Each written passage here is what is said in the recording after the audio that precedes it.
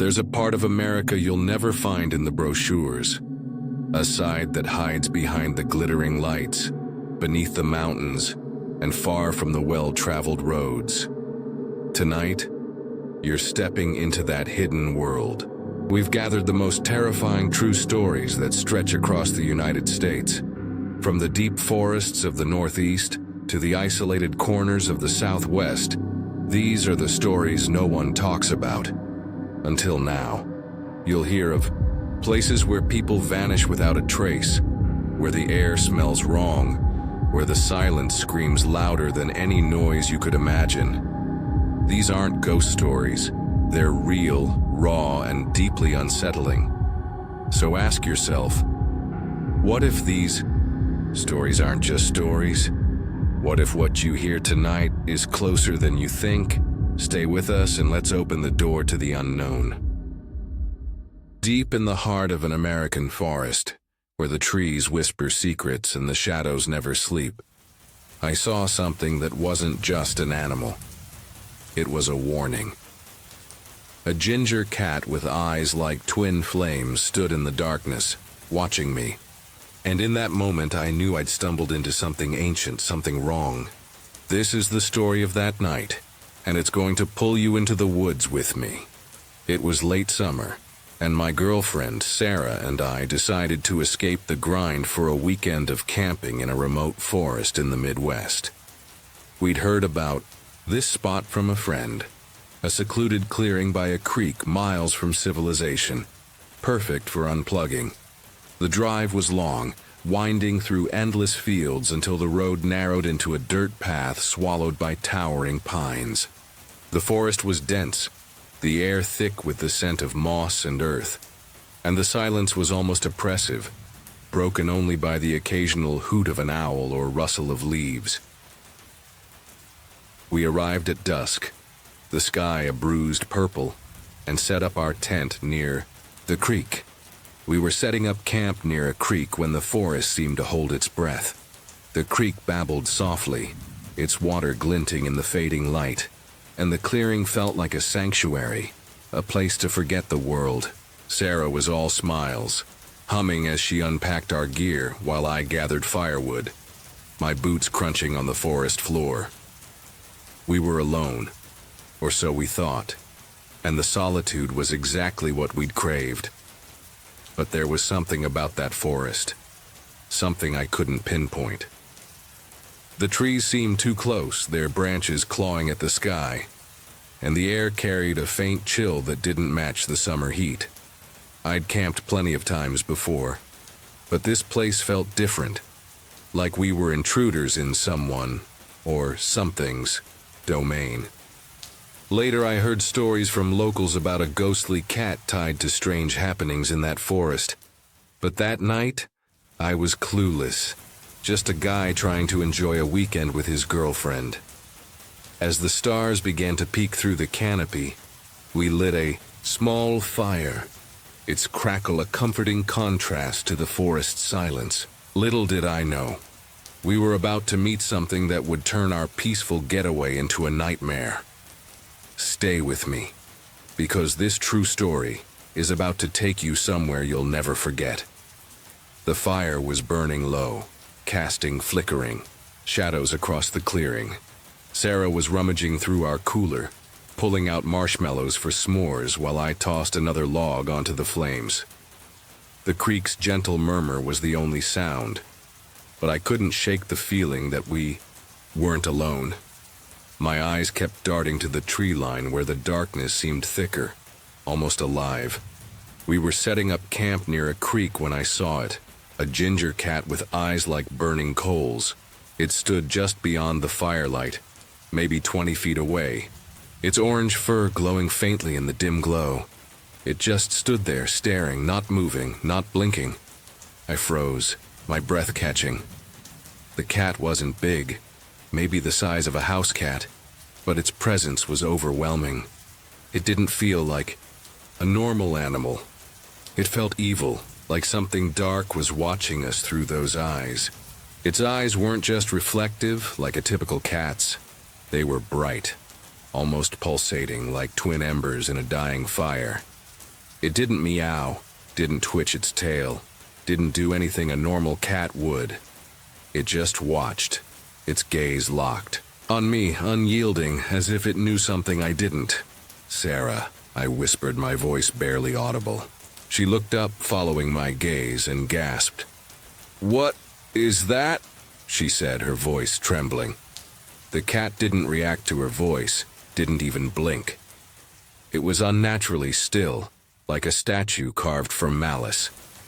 I grabbed a stick, thinking I'd scare it off, but the moment I moved, its eyes seemed to flare brighter, and a chill ran through me. "Don't," Sarah said, grabbing my arm. "There's something wrong with it." We stood there, caught in its stare, the fire crackling. Behind us, the forest was silent. No crickets, no owls, just the creek and our ragged breathing. I tried to rationalize it, a stray cat maybe, drawn to our food, but nothing about this felt right. The way it stood, the way it watched, it was like it was sizing us up, waiting for something. My skin crawled and every instinct screamed that we were in danger, not from a cat, but from whatever this thing represented. "Let's just ignore it," I said, trying to sound calm, but my voice shook. We turned back to the fire, pretending to focus on the marshmallows, but I could feel those eyes boring into my back. Sarah kept glancing over her shoulder, her face pale. "It's still there," she whispered after a minute.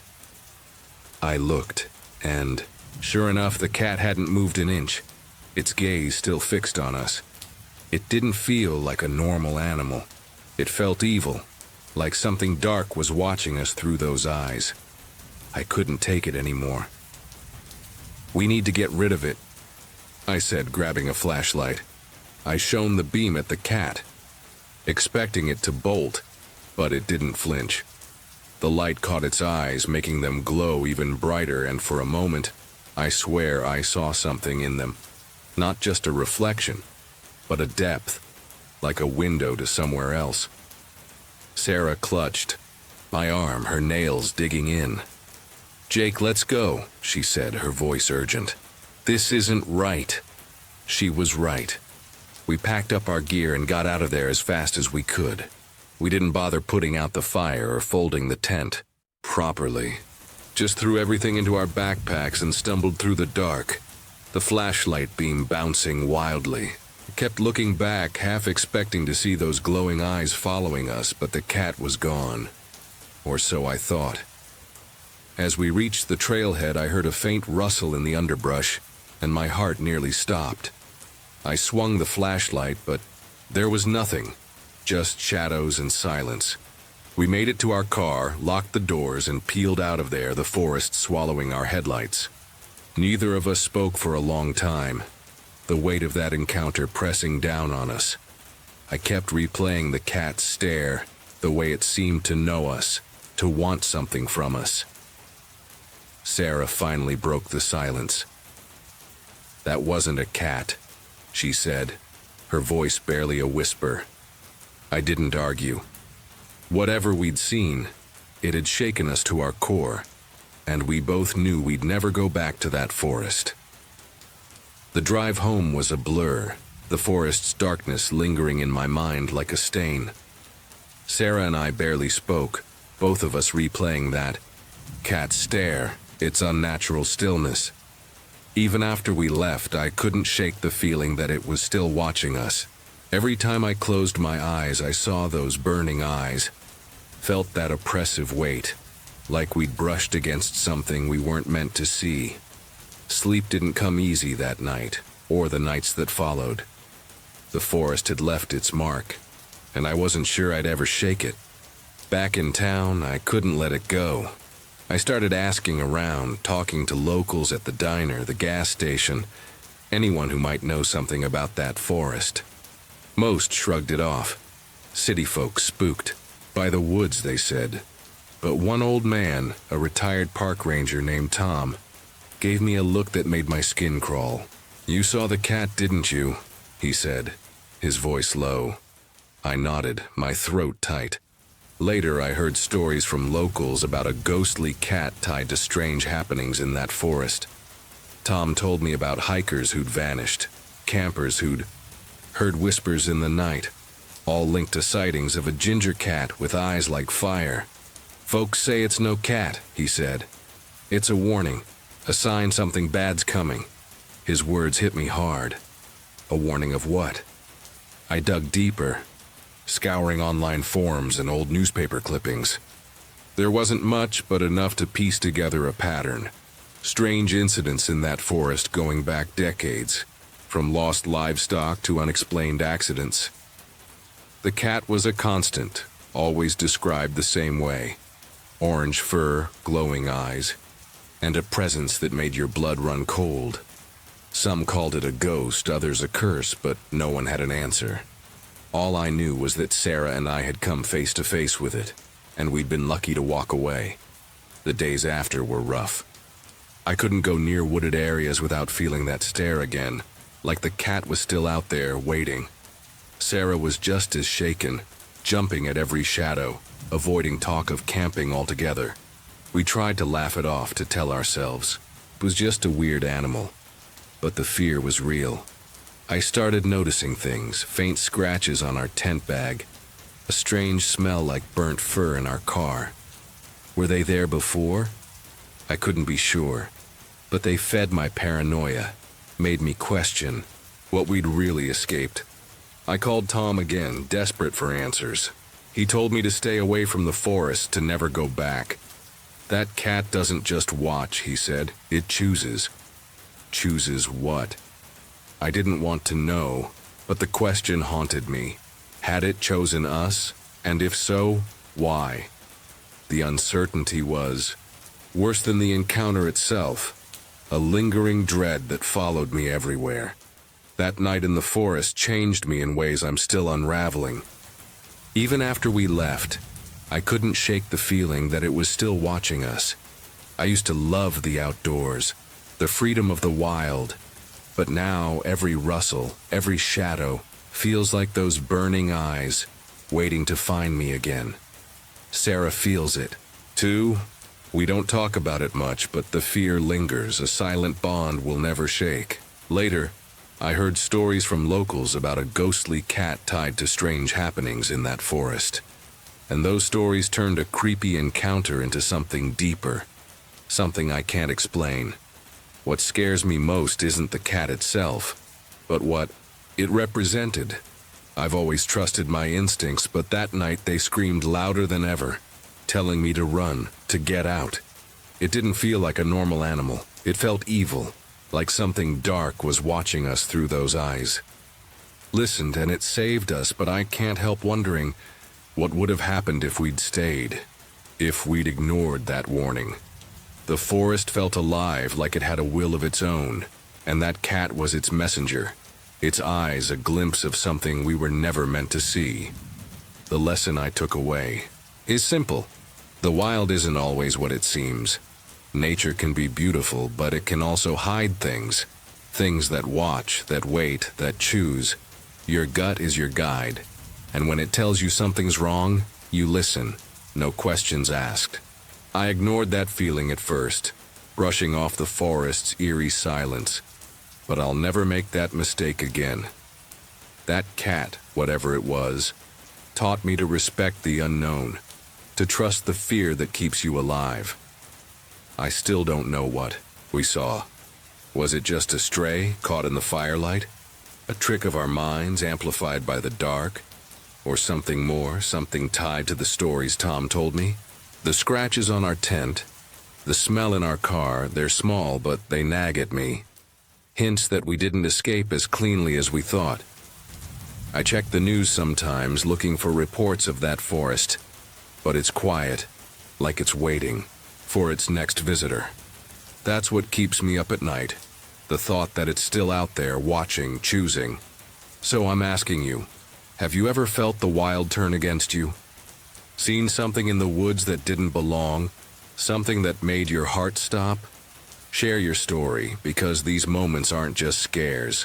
They're warnings, reminders that some places, some things, are better left alone. And if you ever see a ginger cat with eyes like fire, don't wait to find out what it wants. Run and don't look back. They say there's a man who stands on Highway 93 at midnight, his eyes like black ice waiting for someone to stop. Locals call him the Wanderer, and those who pick him up never come back. I didn't believe it until I saw him. My name's Sarah Coleman, a delivery driver working the night shift. I was driving alone on a desolate highway, the kind where the stars feel closer than the nearest town. Then, there he was, standing in the glow of my headlights, his hand raised. My gut screamed to keep going. I turned at the last second, and what I found on that road changed me forever. What was waiting for me if I hadn't? Highway 93 cuts through the Nevada desert, a ribbon of asphalt flanked by endless sand and silence. I'd driven it 100 times, delivering packages to small towns that barely registered on a map. It was late, and a strange man stood by the roadside, thumb out, eyes locked on my truck. He was tall, dressed in a worn jacket, his face half shadowed by a hat. Something about him felt wrong. His stillness, his stare. I slowed, my hand hovering over the lock, but my instincts kicked in. I didn't stop. I swerved onto a side road, heart pounding. The side road was narrow, gravel crunching under my tires. My headlights flickered, then steadied, casting eerie shadows on the sagebrush. I glanced in the rearview mirror. No one behind me, but the air felt heavy, like I'd dodged something worse than a hitchhiker. My radio crackled, spitting static. Then a voice. "You should have stopped." My blood froze. It wasn't a station. It was him, or something using his voice. I slammed the gas, the truck lurching forward, but the road seemed to stretch, the horizon never getting closer. I tried to shake it off, telling myself it was fatigue, the desert playing tricks. But then I saw it. A signpost, rusted and crooked, reading "No return." I'd never seen it before, not in all my runs. My phone was dead, no signal, no GPS. That main road led somewhere dangerous. I knew it now. I'd heard whispers at truck stops, stories of drivers vanishing on 93, their trucks found empty, keys still in the ignition. Had I not turned, I might have been one of them. The Wanderer's eyes haunted me, cold and knowing, like he'd seen my fate. I had to find out who or what he was. The side road twisted deeper into the desert, the gravel path narrowing until it was barely wide enough for my truck. My headlights flickered again, catching glimpses of something in the distance. Shapes that vanished when I looked too long. My radio stayed silent now, but the static lingered in my ears, a ghost of that voice. "You should have stopped." I gripped the wheel, my knuckles white, trying to focus on the road. I knew that main road was trouble, a place tied to disappearances. But this path felt wrong too, like it was leading me somewhere I wasn't meant to go. I spotted a light ahead, faint but steady, a gas station, its neon sign buzzing in the dark. Relief washed over me. I pulled in, the lot empty except for a single car, rusted and abandoned. The clerk, an older woman named Emma, watched me from behind the counter, her eyes sharp. "You're lucky you turned," she said before I even spoke. "Highway 93 eats people." I froze. Had I not veered off, I might have vanished like the others. Emma poured me coffee, her hand steady, but her voice low. "The Wanderers. Been here longer than the road," she said. "Some say he's a ghost, others say worse.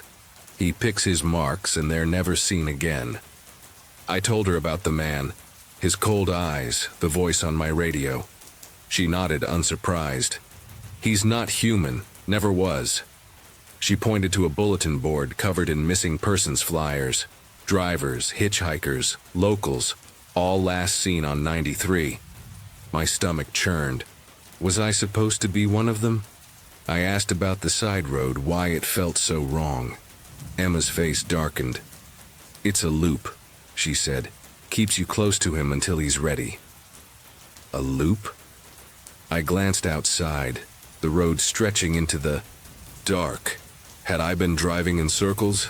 My truck's odometer hadn't moved in miles. I thanked Emma, my mind racing, and stepped back into the night. The air was colder now, the stars dimmer. My headlights caught something on the road. A footprint, human but too large, pressed deep into the gravel. I got back in the truck, locking the doors. The radio crackled again, this time playing a song I hadn't heard in years. My mother's favorite from before she passed. My heart stopped.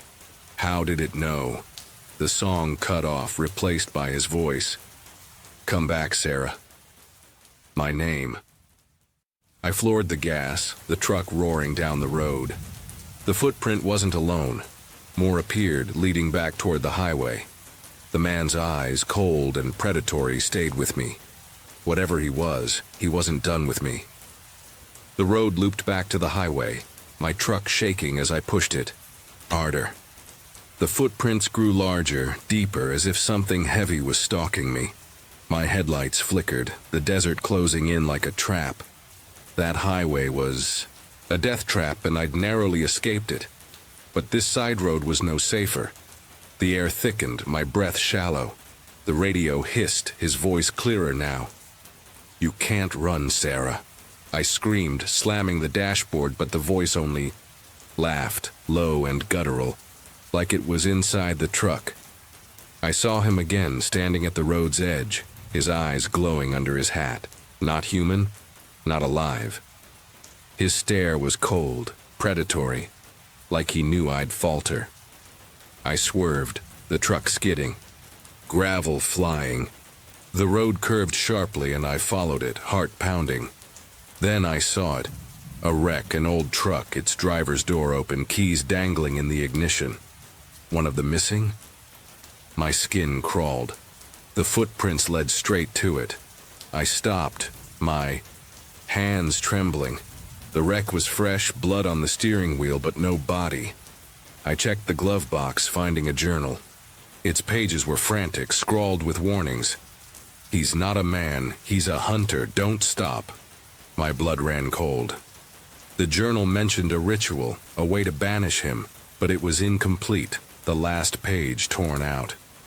I stuffed it in my bag, my eyes darting to the dark. He was close, I felt it. The temperature dropped, frost forming on my windshield despite the desert heat. My truck's engine sputtered, then died. Silence fell, heavy and wrong. I tried the key, nothing.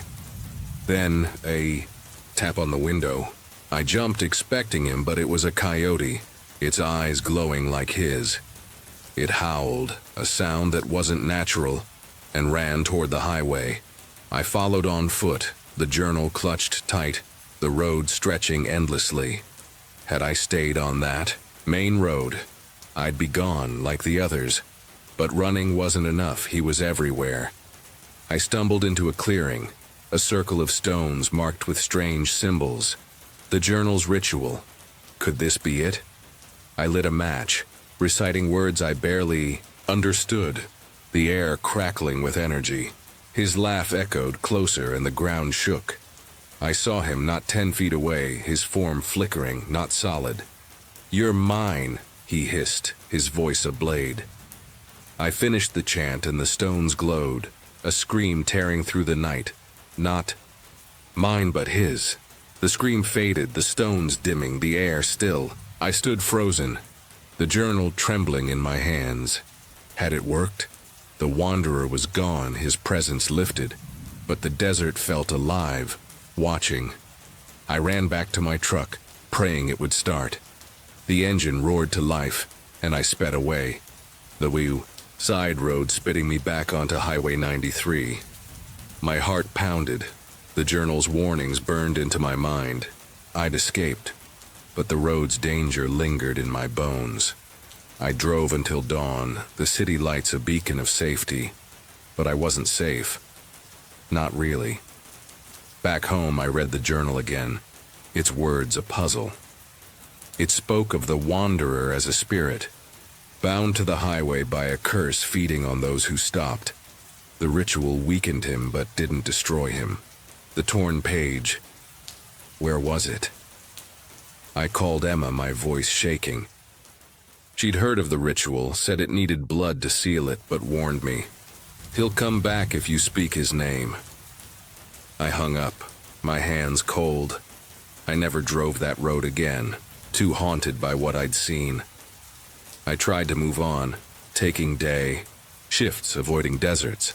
But the journal haunted me, its pages curling in my dreams. I found a news clipping online, buried in an archive. A string of disappearances on 93, dating back decades, all linked to a lone figure at night. The locals knew, but the world didn't listen.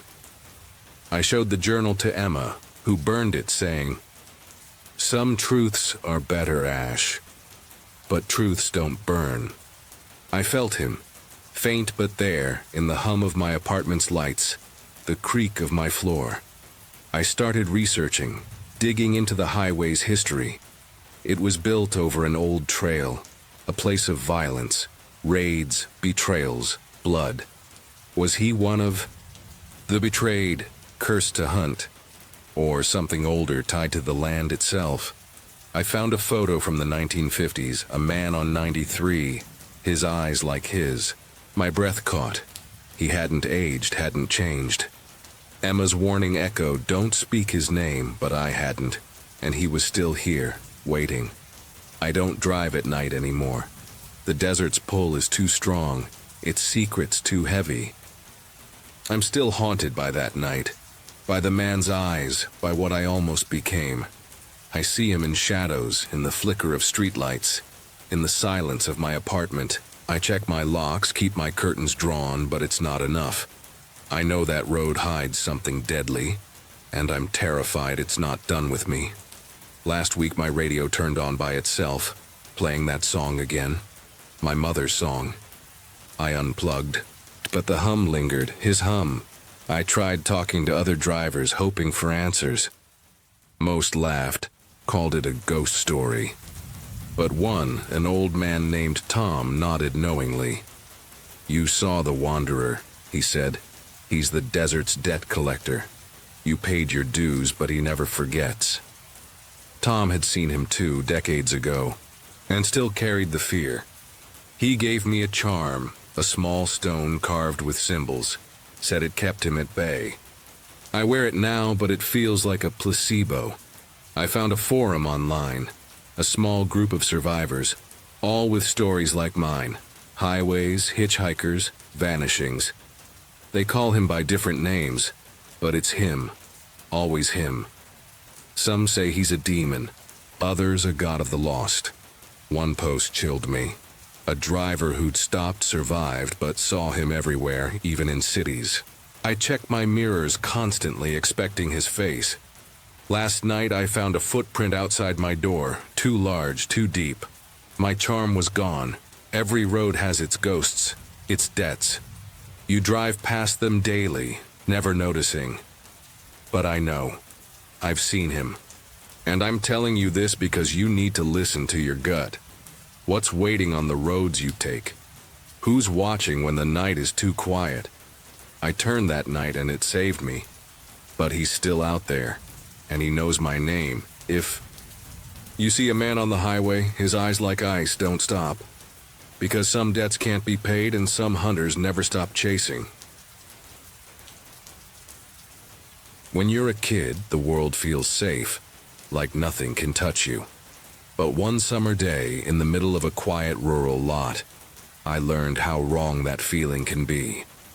A man with a gleaming metal object, maybe a knife, stepped out of the shadows. His voice cold as he told me to turn around. That moment shattered my childhood, and its shadow still follows me. This is my story, and it's going to pull you back to a place where innocence meets fear. It was the summer of 1998, and I was 11, growing up in a small town in rural Kentucky. where the days stretched long and the fields seemed endless. When I was a kid in rural America, my friend and I used to explore an abandoned lot near our homes. The lot was just beyond our neighborhood, a tangle of overgrown weeds, rusted machinery, and a crumbling barn that whispered stories of forgotten lives. To me and my best friend Tommy, it was a playground, a place to hunt for treasures. Old bottles, arrowheads, anything that sparked our imagination. Our parents didn't mind us wandering. It was a different time, when kids roamed free until the streetlights came on. When I was a kid in rural America, my friend and I used to explore an abandoned lot near our homes. The lot felt like our kingdom, its secrets ours to uncover. We'd spend hours there, weaving through the tall grass, daring each other to peek into the barn's dark corners. The air was thick with the scent of earth and decay, and the only sounds were the hum of cicadas and our own laughter. It was freedom pure and simple, and we thought nothing could ruin it. But that lot had a reputation, one we were too young to understand. The older kids whispered about it, stories of people who'd gone in and never come out, of strange figures seen at dusk. We laughed them off, chalking it up to ghost stories meant to scare us. Tommy and I were invincible, or so we thought. That summer day, with the sun high and the sky clear, we set out for the lot, our pockets stuffed with snacks, ready for another adventure. Little did we know, we were about to walk into a nightmare that would change us forever. Tommy and I pushed through the tall grass, the sun beating down on our backs. The lot was quieter than usual, the cicadas oddly silent, but we were too caught up in our game to notice. We'd found an old tire rim, half buried in the dirt, and were arguing over whether it was worth dragging home when I felt it. A chill, like the air had shifted. I looked up and there he was. A man appeared out of nowhere holding something shiny, maybe a knife. He stood maybe 30 feet away near the barn, his figure half hidden by the weeds. He was tall, lanky, with a stained flannel shirt and a baseball cap pulled low over his eyes. In his right hand he held a metal object, its surface catching the sunlight, glinting like a blade. My heart stopped. He told us to turn around in a voice that made my blood run cold, low and gravelly, like he was spitting out a command he'd given before. His face was shadowed, but I could see his lips curl into a thin, menacing smile, the kind that said he wasn't asking. "Tommy," I whispered, my voice barely a squeak. He turned, saw the man and froze, his eyes wide. "What's he got?" he hissed, but I didn't answer. My legs felt like jelly, my mind screaming to run, but I couldn't move. The man took a step closer, the weeds crunching under his boots, and raised the object slightly, like he was showing it off. It felt like he was sizing us up, like he had plans I didn't want to know about. I didn't know if it was a knife, a tool, or something else, but it didn't matter. It was a threat, and we were alone, two kids in a place no one would hear us scream. "Turn around," he repeated, his voice sharper now, cutting through the still air. Tommy grabbed my arm, his nails digging in. "We gotta go," he whispered, his voice shaking. I nodded, my heart pounding so hard I thought it had burst. We backed away, our eyes locked on the man, afraid to turn our backs. He didn't move, just stood there, watching, the metal object gleaming in his hand. Then, like a switch flipped, we bolted. We ran like our lives depended on it. And somehow we got away. We tore through the grass, branches snagging at our clothes, our sneakers slipping on the uneven ground. I kept looking back, expecting to see him chasing us, but he was gone, swallowed by the lot's shadows. We didn't stop until we reached the edge of our neighborhood, collapsing in a panting heap behind a fence. My chest heaved, my throat raw, but we were safe. Or so I thought. Tommy's face was pale, his eyes darting back toward the lot. "Who was that?" he gasped.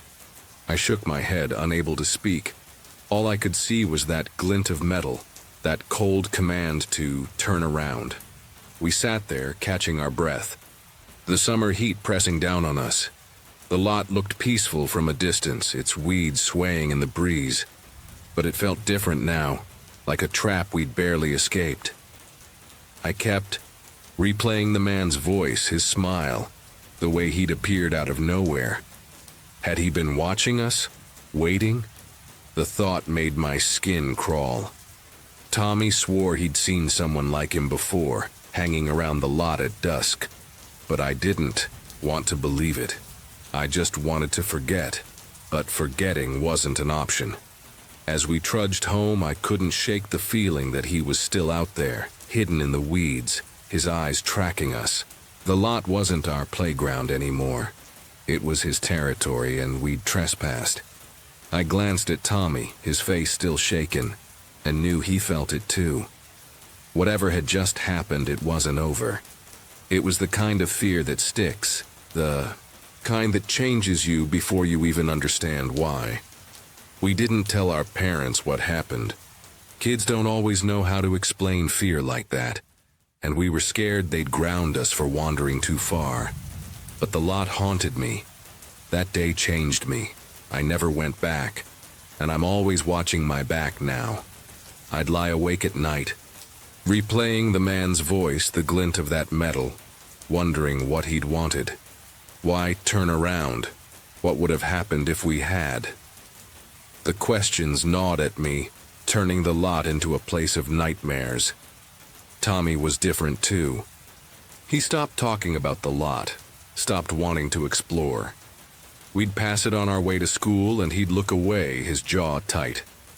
I wanted answers, so I started listening closer to the older kids' stories. Later, I learned that lot was tied to disappearances, and that man might have been part of it. They said people had gone missing there. Hunters, drifters, even a kid a few years back. The barn, they whispered, was where it happened, where someone, maybe that man, did things no one talked about. The stories were vague, but they lined with what we'd seen, and they made my blood run cold. I asked my uncle, who'd lived in town forever, about the lot. He got quiet, his eyes narrowing. "Stay away from that place," he said, his voice sharp. "Bad things happen there." He wouldn't say more, but his tone told me enough. It wasn't just kid gossip. I started noticing things I hadn't before. How adults avoided the lot. How the grass seemed to grow wilder each year, like the land itself was hiding something. I even snuck back to the edge of the lot once just to look, and saw fresh tire tracks in the dirt leading to the barn. My heart raced. Was he still there? The fear changed how I saw the world. I stopped wandering alone, stuck close to Tommy, or my older brother. I'd check behind me on walks and scan the shadows for that glint of metal. That day changed me. I never went back, and I'm always watching my back now. My parents noticed I was quieter, jumpier, but I never told them why. How do you explain a man who appeared like a ghost, who held something sharp and told you to turn around? It felt too big, too scary, like saying it out loud would make it real again. Years later, I looked up the lot online, digging through old news articles.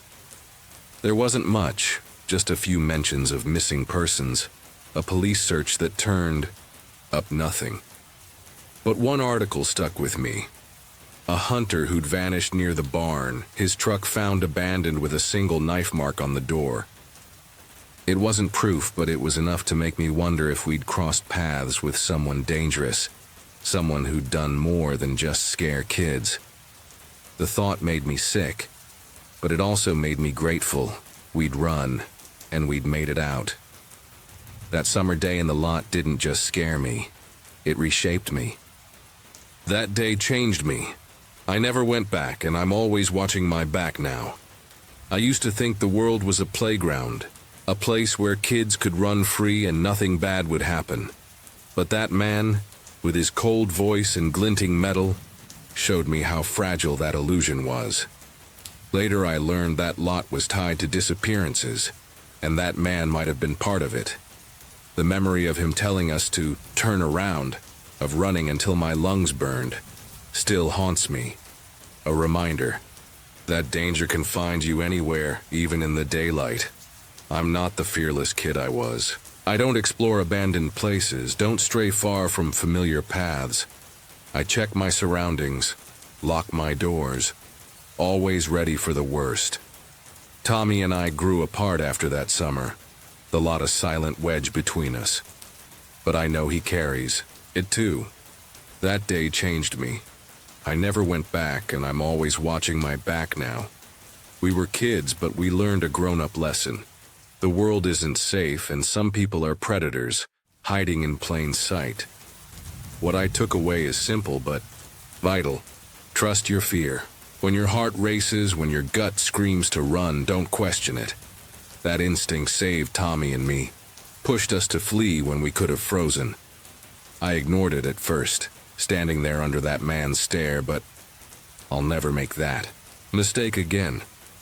Fear isn't weakness, it's survival, a voice telling you to get out before it's too late. That man, whatever he wanted, taught me to listen, to act, to live. I still don't know who he was. A drifter? A local with a dark secret, or something worse tied to the stories of that lot? Later I learned that lot was tied to disappearances, and that man might have been part of it. The tire tracks, the article about the hunter, they're pieces of a puzzle I'll never solve, and maybe that's for the best. But I wonder if he's still out there, lurking in some other forgotten place, holding that shiny object, waiting for the next kid to wander too far. That thought keeps me vigilant, keeps me checking the shadows. So I'm asking you, have you ever faced someone who made your world feel unsafe? A stranger who turned a safe place into a threat, whose presence lingered like a scar? Share your story, because these moments aren't just fears. They're lessons, warnings to stay sharp in a world that hides its dangers. And if you ever hear a voice telling you to turn around, don't. Run and don't stop until you're safe.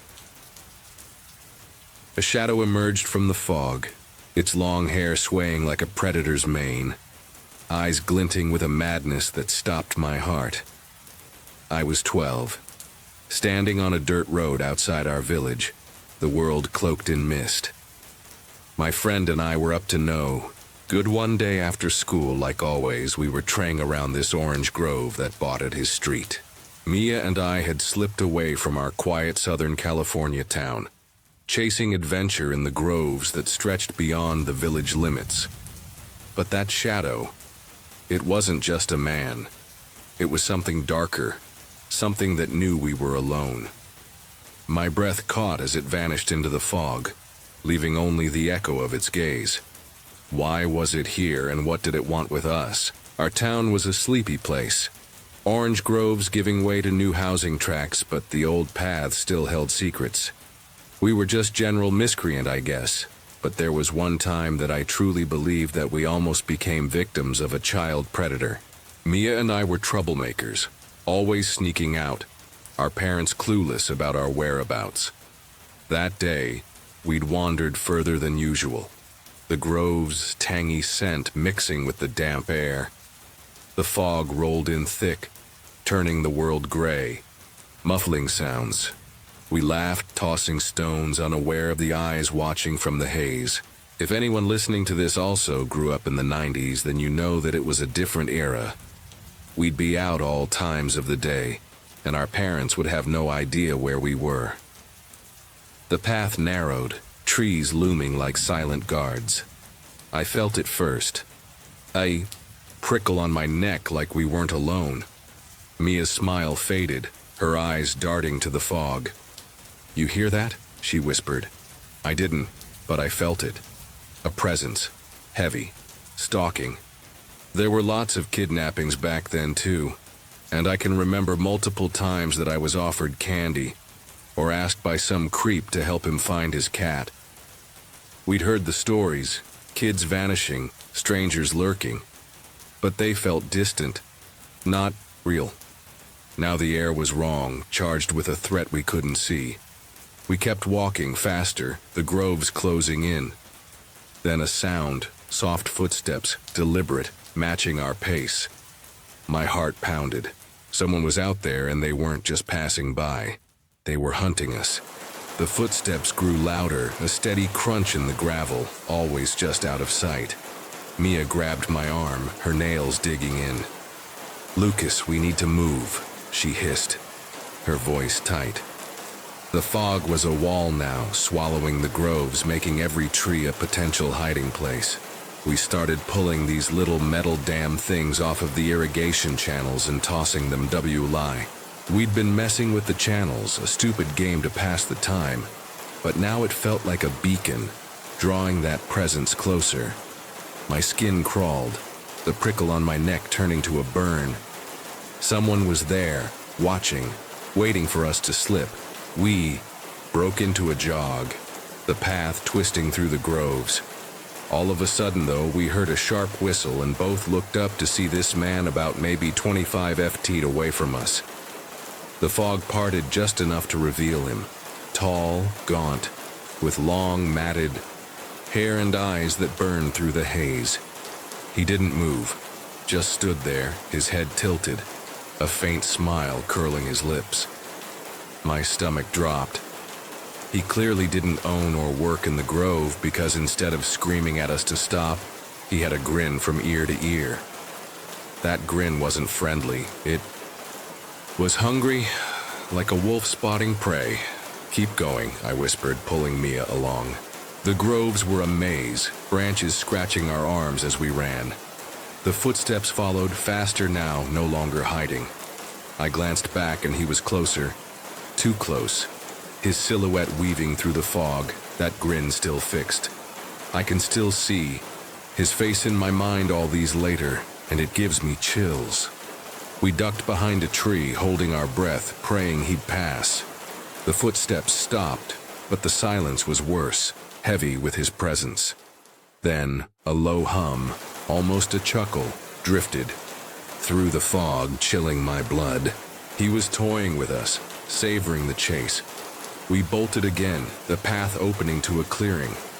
The fog thinned, revealing the village's edge in the distance. Safety was so close, but the hum grew louder, closer, his shadow flickering in the mist. Mia's eyes were wide, her voice a whisper. "He's not stopping, Lucas." I knew she was right. This wasn't a random creep. This was something deliberate, something that had chosen us. The groves felt alive, their branches clawing at us, as if they were part of his game. We had to get out, but every step felt like a trap, pulling us deeper into his hunt. The clearing was our last chance, the village lights glinting faintly through the fog. We sprinted, Mia's hand clamped in mine, the groves a blur of green and gray. But the footsteps were relentless, closing in, his shadow now a towering shape in the mist. Johnny and I stood there for a second watching this guy, then we looked at each other and Johnny looked back toward the guy and shouted, "Run!" I echoed Mia's cry. "Run!" As the man broke into a sprint. Despite the physical exertion that he was putting into his sprint, the grin was still on his face. That grin, wide, unhinged, like he was savoring every second of our fear, burned into my mind, a nightmare. I couldn't shake. He was fast, too fast, his long legs eating the distance between us. I look over and the guy is in an all-out sprint toward us now. My lungs burned, my legs screaming, but the village was so close. Mia tripped, her knee hitting the dirt, and I yanked her up, her eyes wide with terror. "Don't stop!" I shouted, but his shadow was on us, his breath a ragged hiss in the fog. He didn't speak, didn't call out, just ran. That grin stretching wider, his eyes locked on us like we were his prize. We made it out of the grove and back to his house before seeing that the guy wasn't behind us anymore. We stumbled into Mia's yard, collapsing against the porch, gasping for air. The fog swallowed the groves, hiding him. but I felt his gaze still watching, waiting. My heart wouldn't slow, my mind replaying that grin, those eyes. He hadn't followed us into the village, but why? Was he gone, or just biding his time? Mia's voice trembled. Who was that, Lucas? I didn't know, but I knew he wasn't normal, not a drifter, not a local. He was something else, something that hunted kids like us. The porch light flickered, casting shadows that looked too much like his silhouette. We locked the door, but the fear stayed, clawing at my chest. He was out there and he wasn't done. Inside Mia's house, we sat silent, the TV's hum a weak shield against the fear. My hands shook, the memory of that grin searing my mind. We quickly forgot about it because Johnny's family had just gotten a Nintendo 64 and we started playing Mario. Mia tried to distract us with video games, but I couldn't focus, my eyes darting to the windows. The fog pressed against the glass, thick and alive, as if he was still out there, watching. I cannot remember if it was the next day or week or what, but sometime after this happened, we were both with his mom getting donuts, and we saw a wanted poster with a sketch of a man that looked awfully similar to the guy who chased us. The poster was tacked to a bulletin board, the sketch's wild hair and piercing eyes unmistakable. Wanted. Suspect in child abduction, it read, my blood running cold. He was apparently wanted for trying to kidnap a boy outside of a school. The realization hit like a punch. We'd escaped a predator. Someone who'd done this before, someone who knew how to hunt kids. Mia's mom noticed our faces and asked what was wrong, but Johnny and I looked at each other and seemingly telepathically agreed to never say a word. We couldn't explain why. Maybe fear of being mocked, maybe shame. But we stayed silent, the poster's image haunting us. That night, I lay awake, the fog's chill lingering in my bones. Had he seen us before, planned this? The groves weren't safe anymore, their shadows hiding his kind.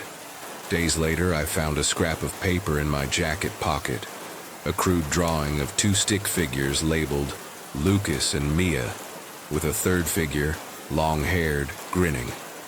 My stomach twisted. Had he slipped it there during the chase, or had something else left it? I burned it, but the image stayed, a reminder he was still out there. We avoided the groves, sticking to the village, but I felt his eyes in every shadow, his grin in every flicker of light. He hadn't caught us, but he'd marked us, and I knew he'd try again. Years have passed, but the groves still haunt me. I don't know why we never spoke up. Maybe it's because we were at an age where we'd be relentlessly bullied by homophobes, because of the mere possibility that we could have been well assaulted like that. But we never did speak of it again.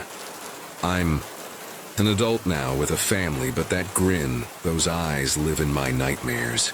As I'm sharing this, I'm considering reaching out to him to see if he remembers, and if it aligns with my memory of the incident. I called Mia recently, and she admitted she still checks her locks twice, still sees his shadow in dark corners. We never told anyone, but the silence feels heavier now, like a debt unpaid. There were so many different things that happened in my childhood in the 90s that could have easily ended with me dead. Somehow I'm still here, and I even have my own family. Now, but last month I found a new drawing in my mailbox. Two stick figures, Lucas and Mia, and that same long-haired figure grinning. My heart stopped. Was he back, or was this something else? Something that never left the groves. I've started seeing shadows again, fleeting glimpses in the fog, always just out of reach. My daughter asked why I don't take her to the old groves, and I can't explain the fear that chokes me. I've searched for him. Old police records, news, archives, but the trail is cold. Some say he was caught, others say he vanished, a ghost in the fog. But I know he's out there or something wearing his faces. I trust no one because of incidents like this, and these days I always have my head on a swivel. So I'm asking you, what was he? A predator who slipped through the cracks? A thing that hunts in the groves wearing a human mask? If you've seen that grin in the fog, tell me, because I'm starting to think he's not gone. He's waiting, and next time, I might not escape. Blood oozed from my knuckles, staining the steel door as I pounded with desperate fury. My screams tore my throat raw, but the lab was a black hole, swallowing every sound. I was alone, locked in a room that didn't care if I lived or died. The air choked me, thick with the hum of machines, and a camera's red light blinked like a predator's eye. No one knew I was here, and every second dragged me closer to vanishing forever. My name's Emily, and this is the true story of the night I fought to survive a locked room, and the secrets it held. Stay with me because this will make you rethink every door you've ever trusted. I was a lab technician at Crestwood Medical Research in Ohio, a facility slogging through vaccine trials under crushing pressure. My night shifts were relentless, analyzing bacterial samples, logging data, dodging Karen, my manager, whose sharp tongue cut like a scalpel. Tom, the security guard, patrolled with a gruff nod, his eyes lingering too long, while Lisa, my closest coworker, kept me sane with her sarcasm. The lab was a sterile maze, machines humming like a distant storm, the air heavy with chemical fumes. Crestwood was on edge, audits looming, budget cuts biting, whispers of rushed trials swirling among the techs. The processing room was a cold, white box, its walls lined with locked cabinets, the hum of refrigerators a constant drone. I'd grown used to the isolation of night shifts, the way the lab felt alive watching. But that night, it turned against me. At 1 a.m., I was sealing cultures to prevent contamination, my hands steady despite the late hour. The door hissed, shut standard protocol to keep pathogens contained. But when I swiped my key card, the panel flashed red. I tried again. Nothing. Panic surged through me, the walls closing in, trapping me in a soundproof cage. My phone had no signal. The intercom, dead. I pounded the door, my fists throbbing, screaming for help. But the lab was a tomb, indifferent to my cries. The room's stark fluorescence buzzed like angry bees, casting harsh shadows. A security camera glared from the ceiling, its red light steady, unyielding. I felt trapped alone with no way out, my heart hammering as if it would burst. My breath came in shallow gasps, my mind racing. Was this a glitch? Crestwood's systems were top-notch, maintained weekly. Karen had been paranoid, ranting about security breaches, her eyes scanning us like we were suspects.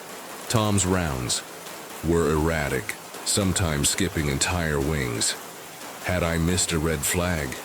The machine's hum grew louder, the air thick, pressing against my chest like a physical weight. I paced, my shoes squeaking on the polished floor, the camera's gaze burning my skin. Stories of techs locked in for hours haunted me, their faces pale with fear, their voices unheard. But this felt different, deliberate, like I'd been erased from the world. My thoughts spiraled. Would anyone check the processing room? Would Lisa notice I was gone? The lab was a fortress, designed to keep things in, not let them out. I had to escape before I was forgotten, before the lab swallowed me whole. My knuckles bled, the steel door unmoved despite my relentless pounding. I hammered at it, screaming until my voice cracked, desperate for anyone, Tom, Karen, Lisa, to hear me. The lab was a silent prison, every sound consumed by its soundproof walls. I slumped against the door, breath ragged, sweat stinging my eyes. The fluorescence buzzed like a swarm of wasps and the camera's red light blinked, mocking my fear. I was trapped, my screams echoing uselessly, my hope fraying with every unanswered cry.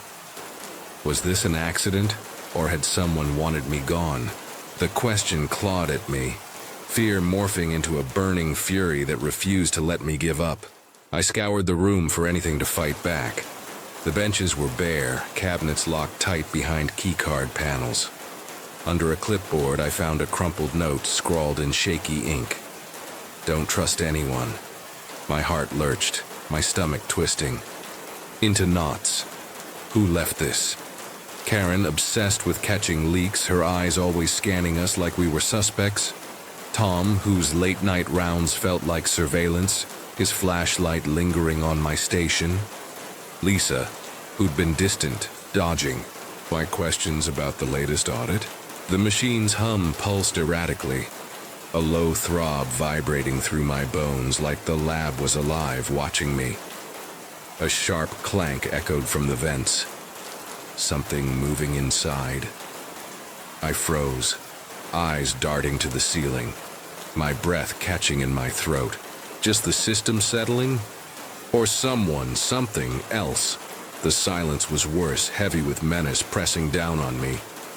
I pounded the door again, my knuckles raw, shouting for help, my voice hoarse from the effort. My screams bounced off the walls unanswered, swallowed by the lab's cold indifference. The camera's light flickered, then died, plunging the room into a deeper dread. My stomach dropped. If it was recording, it wasn't now. Someone had turned it off, and that meant this wasn't a glitch. I grabbed a metal tray from a bench, slamming it against the door, the clang ringing in my ears, sharp and defiant. Crestwood was a pressure cooker, audits pushing us to cut corners, rushed trials, raising eyebrows, whispers of falsified data floating among the texts. Had I seen something I shouldn't? A mislabeled sample in the fridge marked with a code I didn't recognize? A log entry altered after hours, when no one was supposed to be there? The note screamed betrayal, and I was trapped in its web, fighting for my life in a place I'd once trusted. The air grew heavier, the machine's hum erratic like a heartbeat out of sync. I slammed the tray again, my arms trembling, the note's warning looping in my mind. The clank from the vents came again, sharper, closer, like metal scraping metal. I backed against the door, gripping the tray, my eyes locked on the vent. Was someone there watching, waiting? The camera was dead, leaving me blind, exposed. I shouted again, my voice breaking. Is anyone there? The silence mocked me, but I wouldn't give in. My hands shook as I struck the door, the tray bending under the force, my resolve hardening. Crestwood's secrets were a weight, and I'd stumbled into them. Maybe a sample marked destroy, but still in the fridge, or a report with dates. That didn't match. The lab was a machine, and I was a cog that didn't fit. A threat to its smooth operation. I had to break free, had to survive no matter what it took. The tray was dented, my strikes weakening, but surrender wasn't an option. I slammed it against the door, my arms burning, screaming until my throat was raw, desperate for someone to hear. Time dragged, hours stretching into days, my hope fading with every unanswered shout. The note, "Don't trust anyone," burned in my mind, fueling my resolve to survive. I ransacked the room, tearing through drawers, desperate for anything to break free. In a lower drawer, I found a scalpel and a wrench. Meager tools, but better than nothing. I wedged the wrench into the door's seam, prying with all my strength, my muscles screaming in protest. The steel groaned, unyielding, mocking my efforts. My hands were a mess, blood mixing with sweat, but I kept going, driven by the fear of being forgotten, of disappearing into the lab's cold embrace. A faint thud echoed from the hall. Footsteps? My heart pounded, a frantic rhythm in my chest. "Tom, Karen, Lisa," I yelled, my voice hoarse, cracking under the strain. I shouted again, my screams echoing, but the lab swallowed them, indifferent to my pleas. Silence answered, cold and cruel. The lights flickered, plunging the room into darkness for a heartbeat. Then back on, the fluorescence harsher, accusing. Was someone out there? Or was the lab itself taunting me, playing with my sanity? I attacked the door again, the scalpel, chipping at the lock. Tiny flakes of metal scattering like dust. Another thud, closer now, like boots on tile, deliberate and heavy. I gripped the wrench, my hands slick with sweat and blood, ready to fight if the door opened. The light strobed, a warning pulse that sent my pulse skyrocketing. The air grew colder, the machine's hum erratic, like a heartbeat skipping, out of sync. I pried harder, the door creaking under pressure, giving me a sliver of hope. A shadow flickered under the door's gap, someone standing outside. My breath caught, my voice trembling as I shouted, "Who's there?" No answer, just another thud, louder, closer. My arms ached, my screams growing weaker, but I kept going, driven by fear and fury. The camera was still off, its light dead, leaving me blind to what was coming. If this was a test, I was failing, or passing in a way someone didn't want. I swung the tray, the clang deafening, my arms screaming in protest. The note's warning looped in my mind, pushing me to fight harder. Had I seen something? A mislabeled vial, a tampered log, that made me a threat? The thud came again, sharp, like a fist on the wall, and I froze, my heart in my throat. Something was out there, and it wasn't here to help. The shadow shifted, the thud now a steady rhythm, like someone pacing, waiting. I slammed the tray one last time, the door groaning louder, a hairline crack forming in the lock. The lights steadied, but my fear was a living thing, clawing at my chest. I swung the wrench, the door creaking under my blows, each strike a defiance against the prison holding me. After hours of screaming and pounding, my strength was gone, but I refused. To stop, my hands a bloody mess. My screams had faded to hoarse whispers, my body trembling. But I kept fighting, driven by the need to survive. A loud bang shook the door, and I stumbled back, scalpel raised, my heart in my throat. "Emily!" Tom's voice boomed, cutting through the haze of panic. The door burst open, revealing Tom and Karen, their faces pale, eyes wide with something I couldn't read, relief, fear, or guilt. I collapsed, free at last. The nightmare over after an eternity trapped in that sterile hell. Relief flooded me, but it was tinged with suspicion, a gnawing doubt that refused to let go. Karen steadied me, her grip shaky, her eyes dodging mine as she muttered, "Thank God we found you, we thought you'd left." Tom blamed a system error, but his hands were clenched, knuckles white, his voice flat, rehearsed. I felt the weight of those hours lift, but questions lingered. Was this really an accident? I staggered into the hall, my legs trembling, the cold air of the lab biting my skin. The camera above the door was off, its light dead, just like the one inside. "When was that disabled?" I asked, my voice sharp, cutting through the fog of exhaustion. Tom shrugged, his eyes flickering to Karen. "Probably during the glitch," he said, but his tone was too casual, too practiced. Karen busied herself with her clipboard, avoiding my gaze, her fingers twitching nervously. Their story didn't add up, and the note in my pocket, "Don't trust anyone," felt heavier, a warning I couldn't ignore. I checked the security logs later, my heart sinking. The cameras were manually disabled an hour before I was locked in, with Karen's override code stamped on the entry. Someone had planned this, and their excuses were crumbling. Lisa pulled me aside the next day, her voice barely above a whisper, her eyes darting to the door. I found a deleted report in the system, something about contaminated samples, flagged for disposal but never logged. It was erased the day you got locked in. My blood ran cold, my suspicions crystallizing into something solid, something dangerous. Was that why I was trapped? To keep me quiet, to scare me into compliance. Karen's evasions, Tom's skipped rounds, the note's warning. It all pointed to a cover-up, a rot at the heart of Crestwood.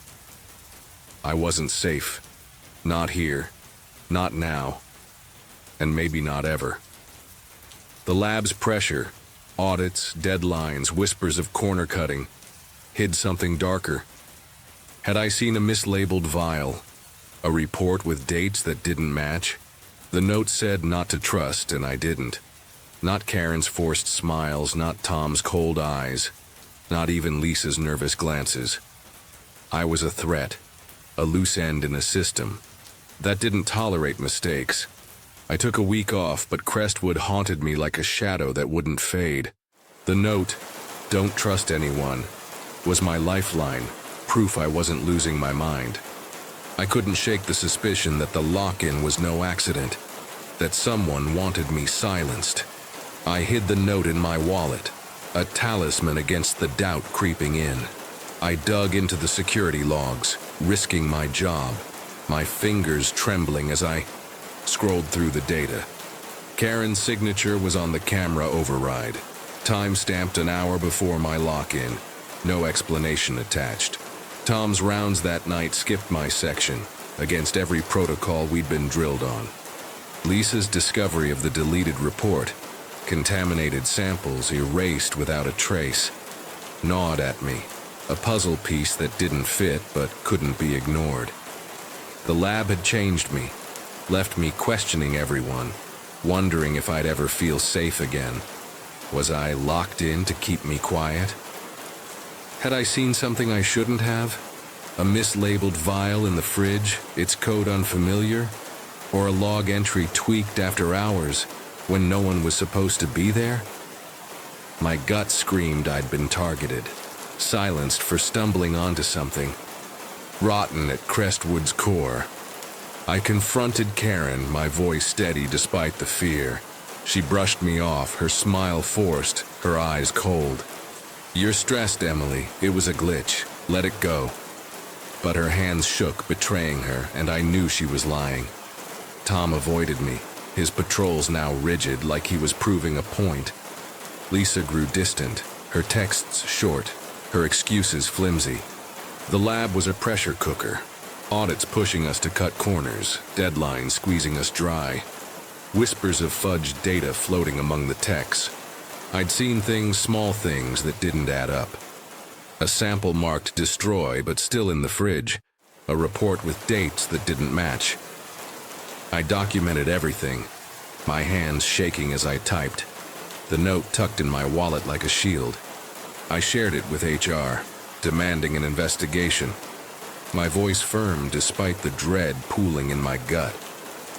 They promised to look into it, but their emails were vague, their responses delayed. The fear lingered, a constant weight, but so did my resolve to uncover the truth.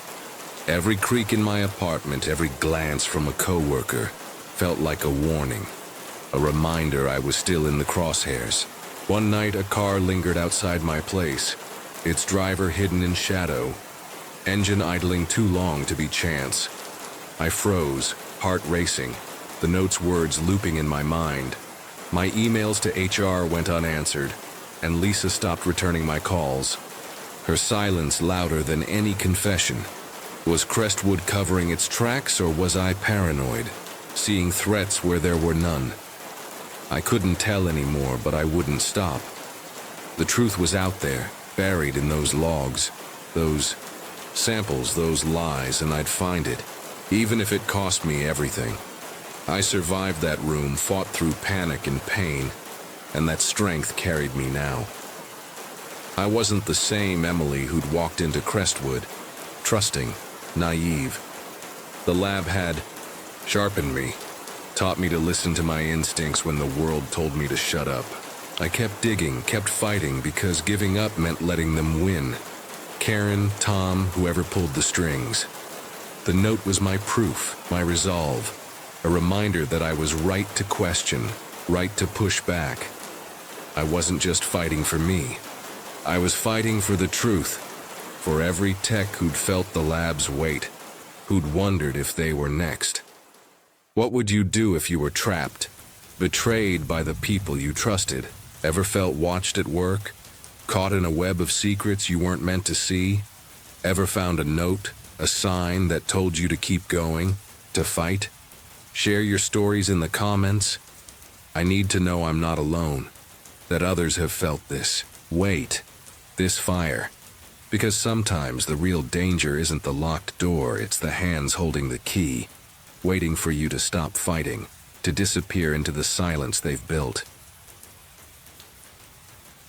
Some stairs you forget, others haunt you forever. I was just grabbing a bottle at a rundown liquor store when I locked eyes with a man who looked like he'd seen my future. And it wasn't good. His smile wasn't friendly. It was a warning. And when he sped off in a beat-up van, I knew I'd brushed against something dangerous. This is my story, and it's going to grip you until the very last word. It was a chilly fall evening in 2018, and I was passing through a small town in rural Oregon, the kind of place where the streets empty out after dusk. I'd been driving, for hours, my eyes heavy, and needed a break. I stopped at a small liquor store in a quiet town to grab a bottle, something to unwind with at the motel. The store was a relic, flickering neon sign, grimy windows, and shelves stacked with cheap whiskey and dusty wine. The air smelled of stale cigarettes and regret, and the fluorescent lights buzzed like dying insects. Inside, a bored clerk leaned on the counter, scrolling through his phone, barely glancing up as I walked in. The place was empty except for a couple of locals browsing the aisles, their footsteps muffled on the worn linoleum floor. I grabbed a bottle of bourbon and headed to the checkout, my mind on the long drive ahead. But as I joined the line, I felt it, a prickle on the back of my neck like someone was watching me. I turned, and that's when I saw him. There was this older guy in line, dressed in ragged clothes, staring right at me. He was maybe 60, with a gaunt face, unkempt gray hair, and a faded jacket that looked like it hadn't been washed in years. His eyes were what got me, sharp, unblinking, like they were peeling back my skin. I tried to shrug it off, but the feeling grew heavier, like the air itself was pressing down. This wasn't just a curious glance. This was something else, something that made my gut twist. Little did I know, that moment in the liquor store was about to turn my night and my life upside down. I stood in line, clutching the bourbon, trying to ignore the man's stare. There was this older guy in line, dressed in ragged clothes, staring right at me. His eyes didn't waver, didn't blink, just bored into me with an intensity that made my skin crawl. He didn't say a word, just kept staring with this creepy smile like he knew something I didn't. It wasn't a friendly smile, more like a smirk, the kind you'd see on someone who's already won a game you didn't know you were playing.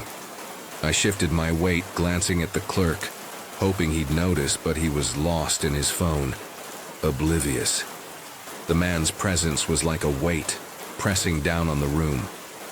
I tried to focus on the buzzing lights, the scuff marks on the floor, anything to break his gaze, but I could feel it, relentless, like a spotlight I couldn't escape. It felt like he was sizing me up, like he had plans I didn't want to know about. My mind raced. Was he just a weird local or something worse? I'd been in rough towns before, seen my share of oddballs, but this was different. This guy wasn't drunk, wasn't high. He was deliberate, his stare calculated, like he was memorizing me. The line moved and I stepped up to the counter, my hands shaky as I handed over the bottle. The clerk rang me up, muttering about the weather, but I barely heard him. I could still feel the man behind me, his eyes burning into the back of my head. I fumbled with my wallet, dropping a few coins, and when I bent to pick them up, I caught a glimpse of him in the reflection of the glass counter.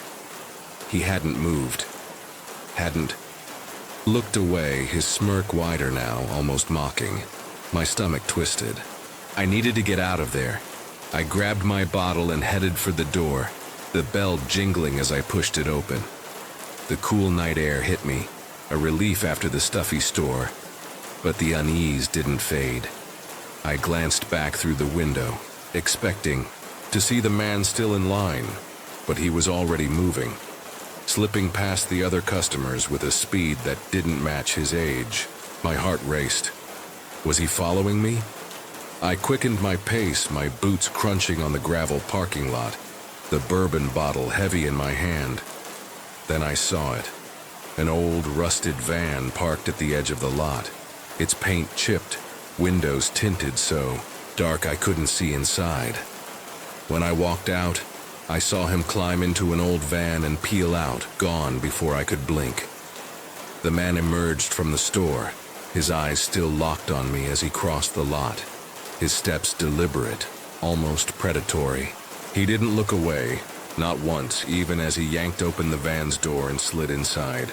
The engine roared to life, a guttural sound that echoed in the quiet night, and the van shot out of the lot, tires screeching on the asphalt. It vanished down the empty road, taillights fading into the dark faster than seemed possible. I stood there, frozen, my breath shallow. The road was straight, no turns for at least a mile, yet the van was gone, swallowed by the night. It felt like he was sizing me up, like he had plans I didn't want to know about. My mind scrambled for an explanation. Maybe he was just in a hurry, maybe I was overreacting, but nothing fit. That stare, that smile, the way he moved. It wasn't random. He'd seen me, chosen me, and then disappeared, like he'd never been there. I scanned the lot, half expecting to see him circling back, but it was empty. The only sound, the faint hum of the store's neon sign. I got to my car, my hands trembling as I unlocked the door. I kept looking over my shoulder. The bourbon bottle, still clutched tight like it could protect me. The parking lot felt too open, too exposed, and every shadow seemed to hide that smirk. I slid into the driver's seat, locked the doors, and sat there, my heart pounding. What had just happened? Who was he? And why did I feel like I'd just escaped something I didn't fully understand? I drove to the motel, my eyes flicking to the rearview mirror every few seconds, half expecting to see that van trailing me. The road was empty, but the fear wasn't. That moment stuck with me, made me look over my shoulder ever since. The man's face was burned into my mind. Those sharp eyes, that smirk, the way he'd vanished like a ghost. I kept replaying it, trying to make sense of it, but every explanation fell apart. It felt like he was sizing me up, like he had plans I didn't want to know about. At the motel, I locked the door and checked the windows, the bourbon bottle untouched on the nightstand. Sleep was impossible. Every creak of the building, every hum of a passing car felt like him, circling back, watching. I started questioning everything. Why was he staring? What did he want? Was he a local, a drifter, or something worse? The way he moved, the speed of that van, it didn't add up. It was like he'd planned it, like he knew I'd see him leave, like he wanted me to feel this fear. The next morning I went back to the liquor store hoping for answers. The same clerk was there, looking just as bored. I asked if he'd noticed. The guy from last night, describing the ragged clothes, the stare. He shrugged, barely looking up. Lots of weirdos come through here, he said. Didn't see anything special. I pressed him, mentioning the van, but he just shook his head. Don't remember no van. His indifference made my stomach sink. Had I imagined the intensity of it? But I knew what I'd seen, what I'd felt. I started asking around town, hitting up the diner, the gas station, anywhere locals might talk. Most brushed me off, but a waitress at the diner, an older woman named Linda, gave me a long look when I described the man. Sounds like someone I've seen before, she said, her voice low. Comes through every few months, always alone, always staring. Folks say he's harmless, but I don't buy it. She didn't know his name, didn't know where he went, but her words confirmed what my gut already knew. This wasn't a one-off. This guy was trouble, and I'd crossed his path.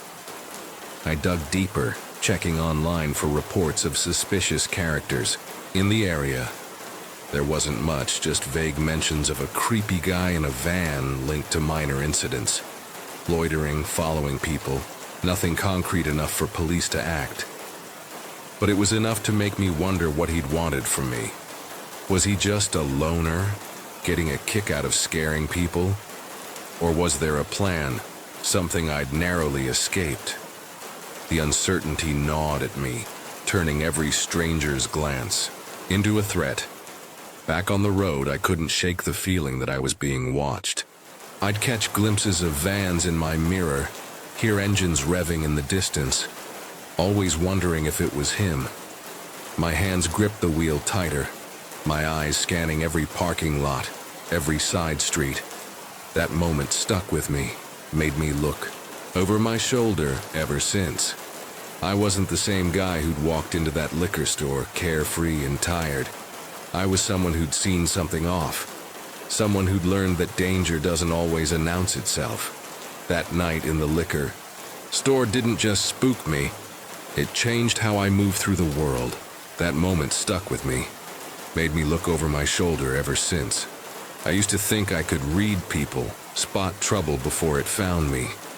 But that man's stare, his smirk, taught me I'm not as sharp as I thought. It felt like he was sizing me up, like he had plans I didn't want to know about. The memory of him climbing into that van, disappearing into the night, still sends a chill down my spine. I don't know what he wanted, and maybe that's the worst part. I'm more cautious now, always checking my surroundings, locking my car doors the second I get in. I don't linger in empty parking lots. Don't let my guard down in quiet towns. The world feels different, like there's a shadow just out of sight waiting for me to slip up. I told a friend about it, and he said I was lucky. Lucky that man drove off, lucky I didn't find out what he was planning. But luck isn't a strategy, and I'm done relying on it. What I've learned is this. Trust your instincts even when you can't explain them. That prickle on your neck, that knot in your gut. It's your body telling you something's wrong, and you ignore it at your peril. I felt it the moment I saw that man, but I stood there, second-guessing, letting him stare. If I'd walked away sooner, maybe I wouldn't carry this unease now. But I listened just enough to get out, and that's what keeps me going. Knowing I can trust myself to survive. I still wonder about him. Who was he? A drifter? A local? Or something worse? Why me? The way he vanished, the way his van seemed to dissolve into the night. It's like he was a ghost, a fleeting glimpse of danger that could have been so much more.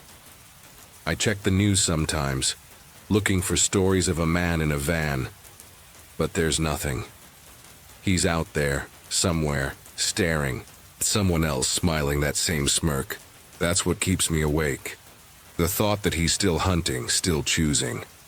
So I'm asking you, have you ever locked eyes with someone who made your blood run cold?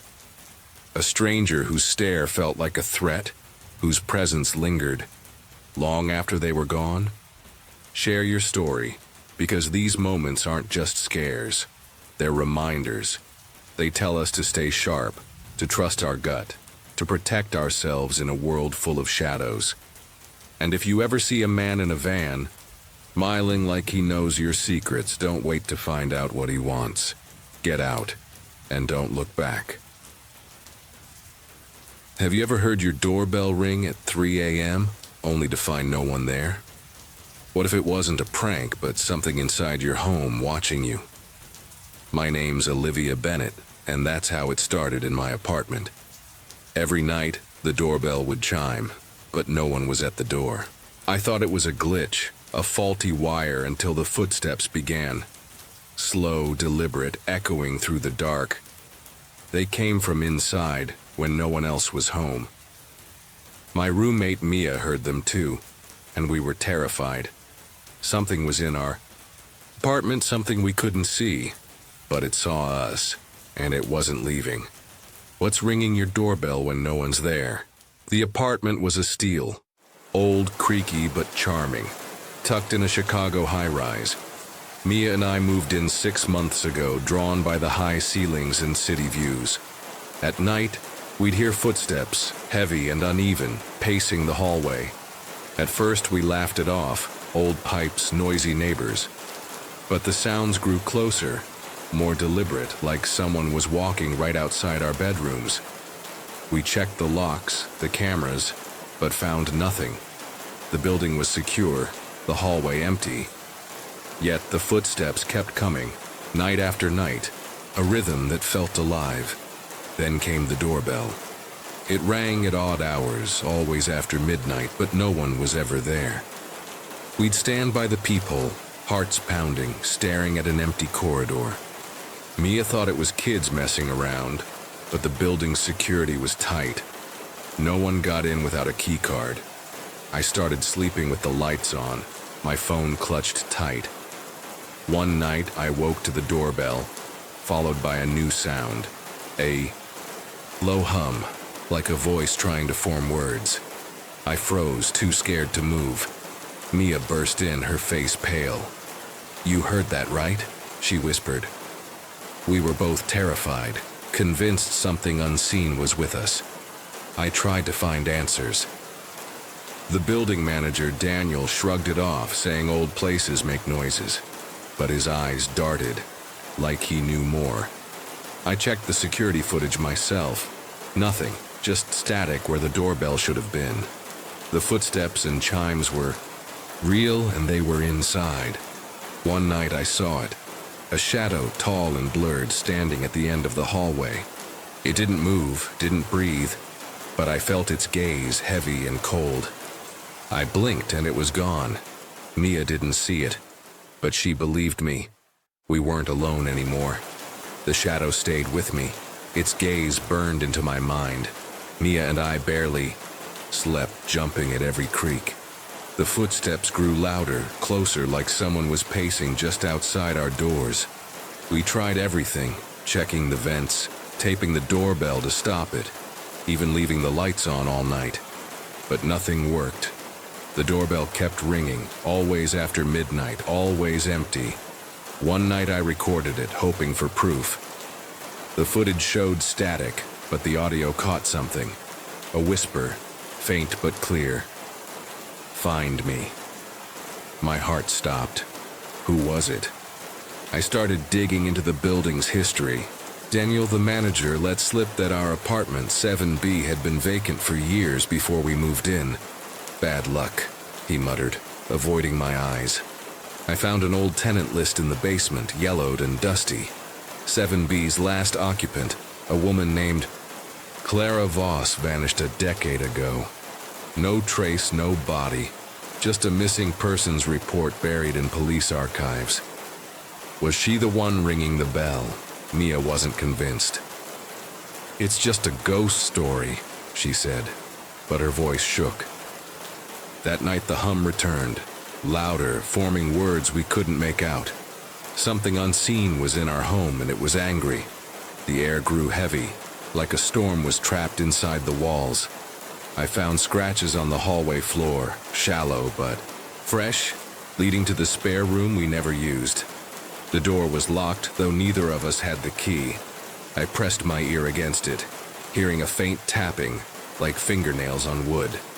We called Daniel, demanding answers. He came up, pale and reluctant, and unlocked the spare room.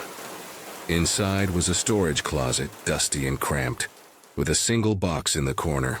It was Clara's, filled with photos, letters, and a locket engraved with CV. One photo showed her in 7B, standing where I'd seen the shadow. My stomach churned. "She disappeared here," Daniel admitted. "Cops never figured out why." He left quickly, refusing to say more. That night, the footsteps changed, faster, heavier, circling us. The locket, which I'd left on the counter, was gone. Mia found it in her room, open, with a new photo inside. A blurry image of us sleeping. The terror was real, and it was targeting us. I felt Clara's presence, not just angry, but desperate, like she needed us to know something. The doorbell rang again, longer, insistent. I didn't look, I couldn't. But the tapping from the spare room grew louder, calling me back. The tapping was relentless, a heartbeat in the walls. Mia refused to go near the spare room, but I couldn't ignore it. The footsteps were inside now, circling, watching. I grabbed a flashlight, my hands shaking, and forced the door open. The closet was darker than before, the air thick with dust and something sour. The box was still there, but the locket was on the floor, open, its photo of us glowing faintly. I backed away, my breath ragged. Something was here, something that knew us. The lights flickered and the hum became a voice, clear and cold. "You found me." I spun around, the flashlight catching a figure in the corner, Clara, or what was left of her. Her face was pale, eyes hollow, her dress tattered. She didn't move, but her gaze pinned me, heavy with sorrow. I screamed, stumbling back, and the door slammed shut, trapping me inside. The terror was overwhelming, a presence that wanted something from us. I pounded on the door, shouting for Mia. The tapping grew louder, coming from the walls, the ceiling, everywhere. The locket pulsed, its light casting shadows that danced like specters. I grabbed it, the metal burning my skin, and saw words carved inside. "Speak my truth." Clara's voice echoed, not from the figure, but from the air itself. They hid me. Who? The building? Someone else? I clutched the locket, my mind racing. Was she murdered, buried in silence? Mia broke the door open, pulling me out. We ran to the living room, the footsteps following, faster now. The doorbell rang, a deafening wail, and the windows rattled. Clara's figure appeared again at the hallway's end, her eyes pleading. "Find it," she whispered, then vanished. I searched the box, finding a letter, half burned, from Clara to someone named E. It spoke of fear, of being watched, of a secret in the walls. My heart sank. Was she killed to keep it quiet? The apartment shook, lights bursting, plunging us into darkness. The footsteps were everywhere, a chorus of rage. Mia grabbed my hand, her voice trembling. "We have to stop this." I nodded, remembering stories of banishing spirits. We lit candles, said a prayer, anything to calm the presence. The shaking slowed, the footsteps faded, but the locket glowed brighter. Clara's voice a faint cry. It's not over. We'd only paused her, not freed her. The candles burned low, their light barely holding back the dark.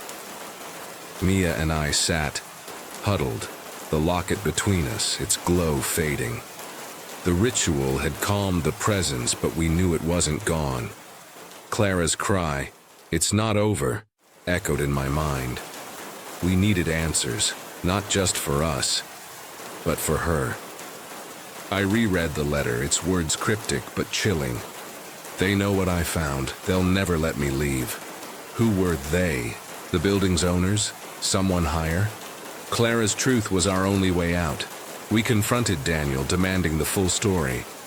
He hesitated, then spoke. Clara was trouble, he said. Asked too many questions about the building's past. A fire, a cover-up. She vanished after that. He swore he didn't know more, but his fear was real. I dug deeper, finding news articles about a 1970s fire in our building, blamed on faulty wiring. But rumors pointed to arson, hiding something bigger. Was Clara close to exposing it? We searched the apartment, tearing up floorboards, checking walls. In the spare room, I found a loose panel, revealing a hidden compartment. Inside was a journal, Clara's, its pages filled with notes about the project. Experiments in the basement funded by someone powerful. She'd heard screams, seen shadows, and suspected the fire was no accident. The last entry read, "They're coming for me." My hands shook.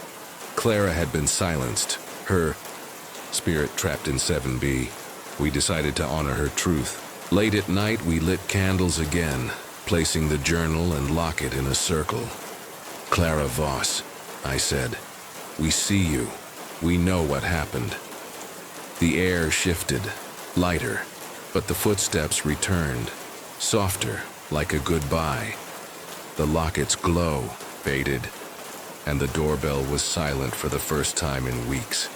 The presence seemed to retreat, but we felt it lingering. Clara was free, or so we hoped, but the apartment held her pain, her secrets. We moved out the next month, unable to stay.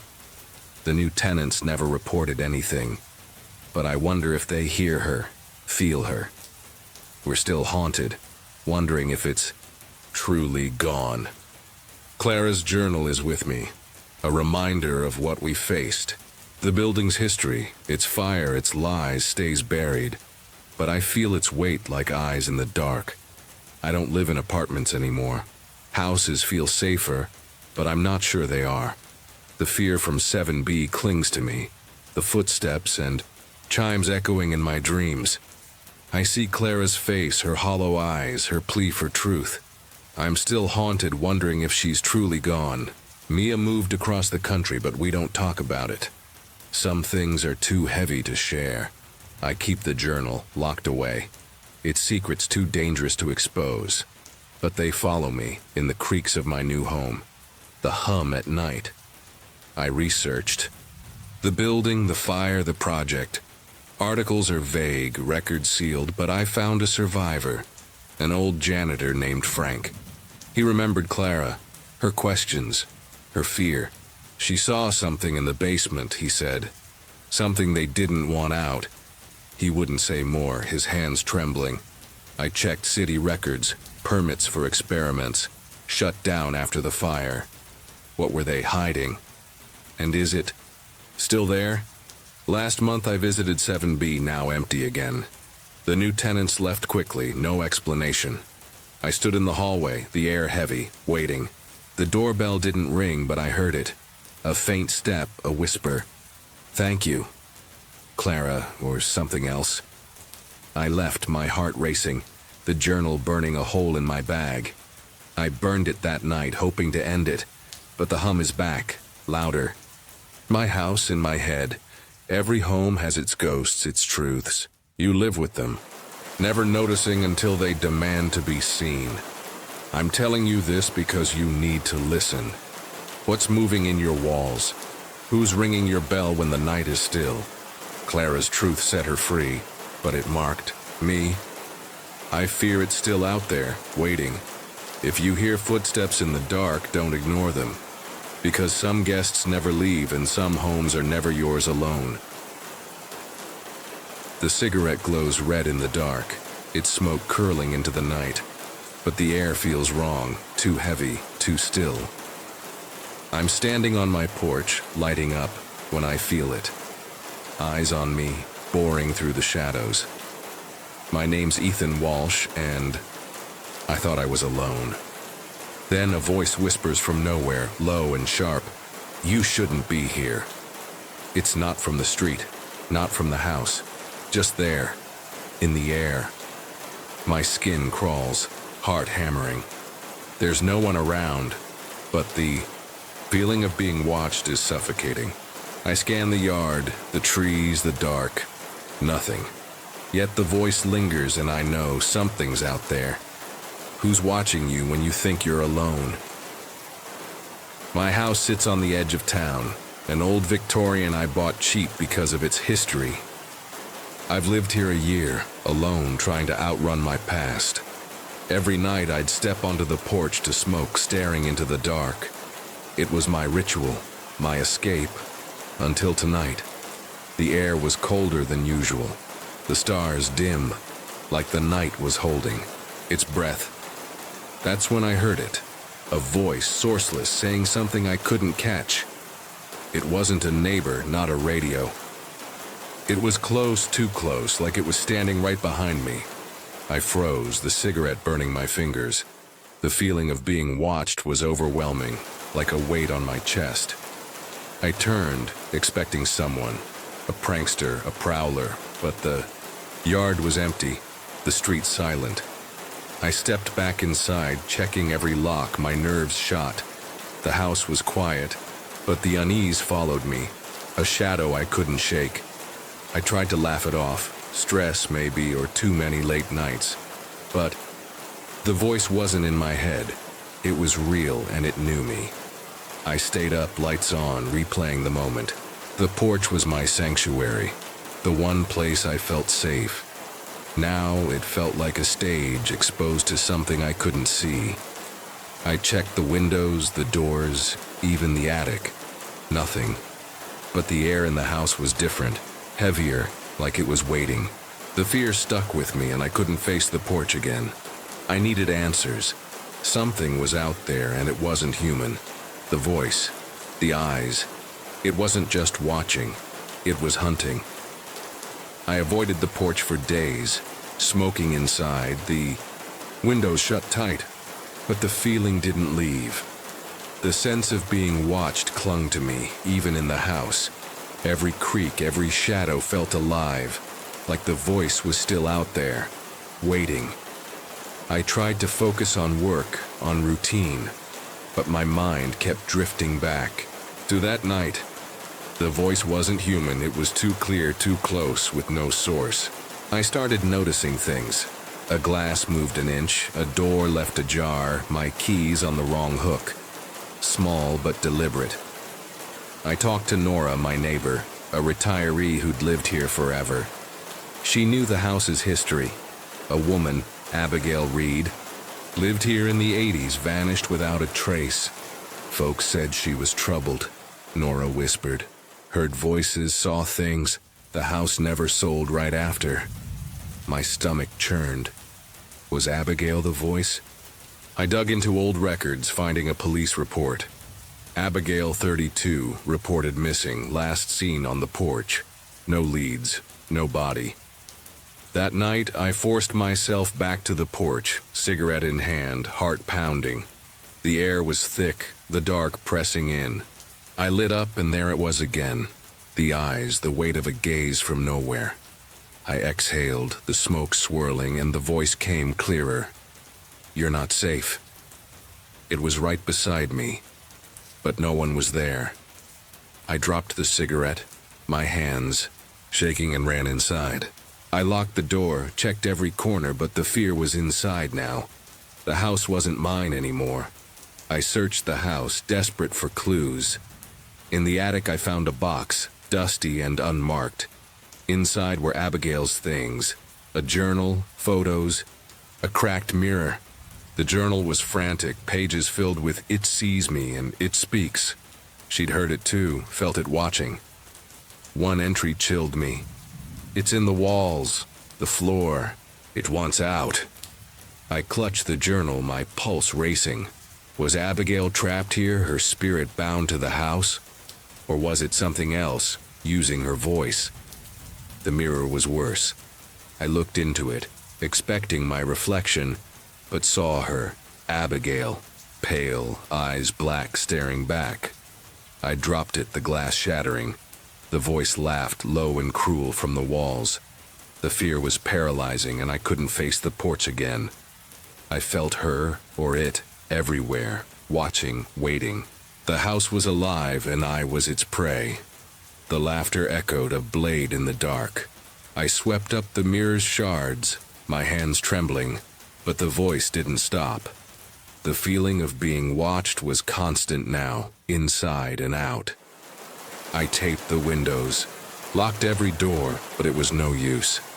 The voice came again, whispering my name from nowhere and everywhere. It wasn't Abigail. It was something older, crueler, using her pain. The journal's words burned in my mind. It wants out. I had to know what it was, or it would never let me go. I read more of Abigail's journal, each page darker. She'd found something in the house. The house, a hidden room sealed behind the basement wall. She'd heard it there, felt it watching. Her last entry was a plea. Don't open it. I went to the basement, flashlight in hand, the air thick with damp and rot. There was no one, but the eyes were on me, heavy, unblinking. I found the wall, bricks loose, a faint hum behind them like a heartbeat. I pried a brick free, my heart pounding. The hum grew louder, the air colder. A crack revealed a room, small and dark, with symbols carved into the floor. In the center was a box, wooden, etched with the same symbols. I opened it, finding a locket, a photo of Abigail, and a note. It's awake. The voice roared, not a whisper now. You shouldn't have. The porch was tainted and I'd brought it inside. The basement shook, the symbols glowing red, and I saw it. A figure, not Abigail, but something shapeless, eyes like voids. I ran, the locket burning in my hand. Upstairs, the house was alive, doors slamming, lights bursting. The figure followed, its steps heavy, deliberate. The fear was crippling, and I couldn't face the dark anymore. I called Nora, begging for help. She came, pale but resolute, carrying salt and sage. Old houses hold old things, she said. We have to bind it. We poured salt around the porch, burned sage, chanting words she taught me. The shaking stopped, the voice silenced, but the locket pulsed. The figure's eyes still in my mind. The silence was fragile, the house holding its breath. Nora stayed until dawn, her sage smoldering, the salt lines unbroken. The ritual had quieted the presence, but I felt it lingering. The locket lay on the table, its glow gone, but Abigail's note haunted me. It's awake. I needed to know what it was, what she'd found. Nora warned me to stop digging. Some things are better left buried, she said, but I couldn't. The fear kept me from the porch, but the house was no sanctuary. It was part of this, built on something dark. I went back to the journal, searching for clues. Abigail had mentioned a fire in the 1920s, before the house was rebuilt. She'd found records hidden in the town library about a cult that lived here, worshipping something they called the Watcher. They'd vanished after the fire, but their symbols matched the ones in the basement. Was it their god, trapped in the house? I visited the library, finding a single page torn and faded, describing a ritual to bind the Watcher, requiring a sacrifice. I confronted Nora, showing her the page. She paled. My grandmother knew them, she admitted. They burned the house to trap it, but it didn't die. Abigail must have stirred it, opening the room, waking it. I decided to finish what she started. Late at night, I returned to the basement, the locket and journal in hand. I carved the binding symbols, spoke the words, and burned the note. The air lightened, the hum gone, but the locket cracked, a faint whisper escaping. I see you. I moved out the next week, unable to stay. The new owners haven't complained, but I wonder if they feel it, hear it. The fear stays with me. The voice a shadow in my mind. I keep the locket locked away, its weight a reminder. The house is quiet now, but I know it's not over. Something watched me, and it's still out there. The Watcher isn't bound forever. It's waiting, patient, eternal. I don't smoke anymore. The taste brings back the porch, the voice, the eyes. The fear from that night is a scar.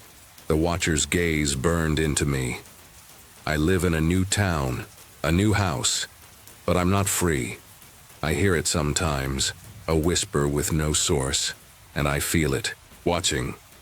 Nora calls to check on me, her voice heavy with guilt. She burned the library page, hoping to end it, but I can't shake it. The porch is gone, but the presence isn't. It's in the shadows, the silence, the dark. I tried researching the Watcher, but every lead is a dead end. Records gone, archives sealed. A local historian, James, knew the story, though. That house was cursed, he said. The cult thought they could control it, but it controlled them. He showed me a photo, grainy from the fire. A figure in the flames, not burning, just watching. My blood ran cold. It was real, and it remembered me. Last week I found the locket in my drawer, though I'd sworn I'd thrown it out. It was open. Abigail's photo replaced with mine. I burned it, buried the ashes, but the hum is back. Faint but growing in my new house. I check the locks, keep the lights on, but it's there in the corners, the walls. I'm still scared, knowing it's not over. The Watcher isn't just in that house. It's wherever I go, waiting for me to look back.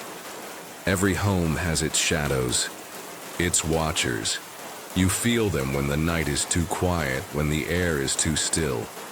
I'm telling you this because you need to see what's in your dark, who's whispering when you're alone. I faced it, and it marked me. If you hear a voice, with no source, don't listen. Because some things see you, and once they do, they never look away. A rusted pocket watch ticked on my kitchen table, its hands frozen at midnight, left by a man claiming to be my father, a man I hadn't seen in 15 years. I stared at it, my heart pounding, the air thick with a chill that didn't belong in my cozy Oregon cabin. I hadn't seen my dad in years, not since I was a kid. And out of the blue, he shows up at my doorstep. No warning, no call. Daniel's knock came at dusk. His face gaunt, eyes too bright like they saw something I couldn't. His sudden appearance freaked me out. He looked different, not just older, but wrong. The watch wasn't mine, and he hadn't explained. It just smiled, said, "Keep it safe, Nathan," and vanished into the night. Why was he here, and what was this thing he left behind? My cabin sat on the edge of a pine forest, a quiet retreat from the world. I lived alone, liked it that way. But that night, his visit turned my safe space into something else. I'd grown up without Daniel, his absence a shadow over my childhood. Mom said he'd left for work one day and never came back. No note, no reason. Now, here he was, unannounced. His voice soft but sharp, cutting through years of silence. Something about him didn't sit right.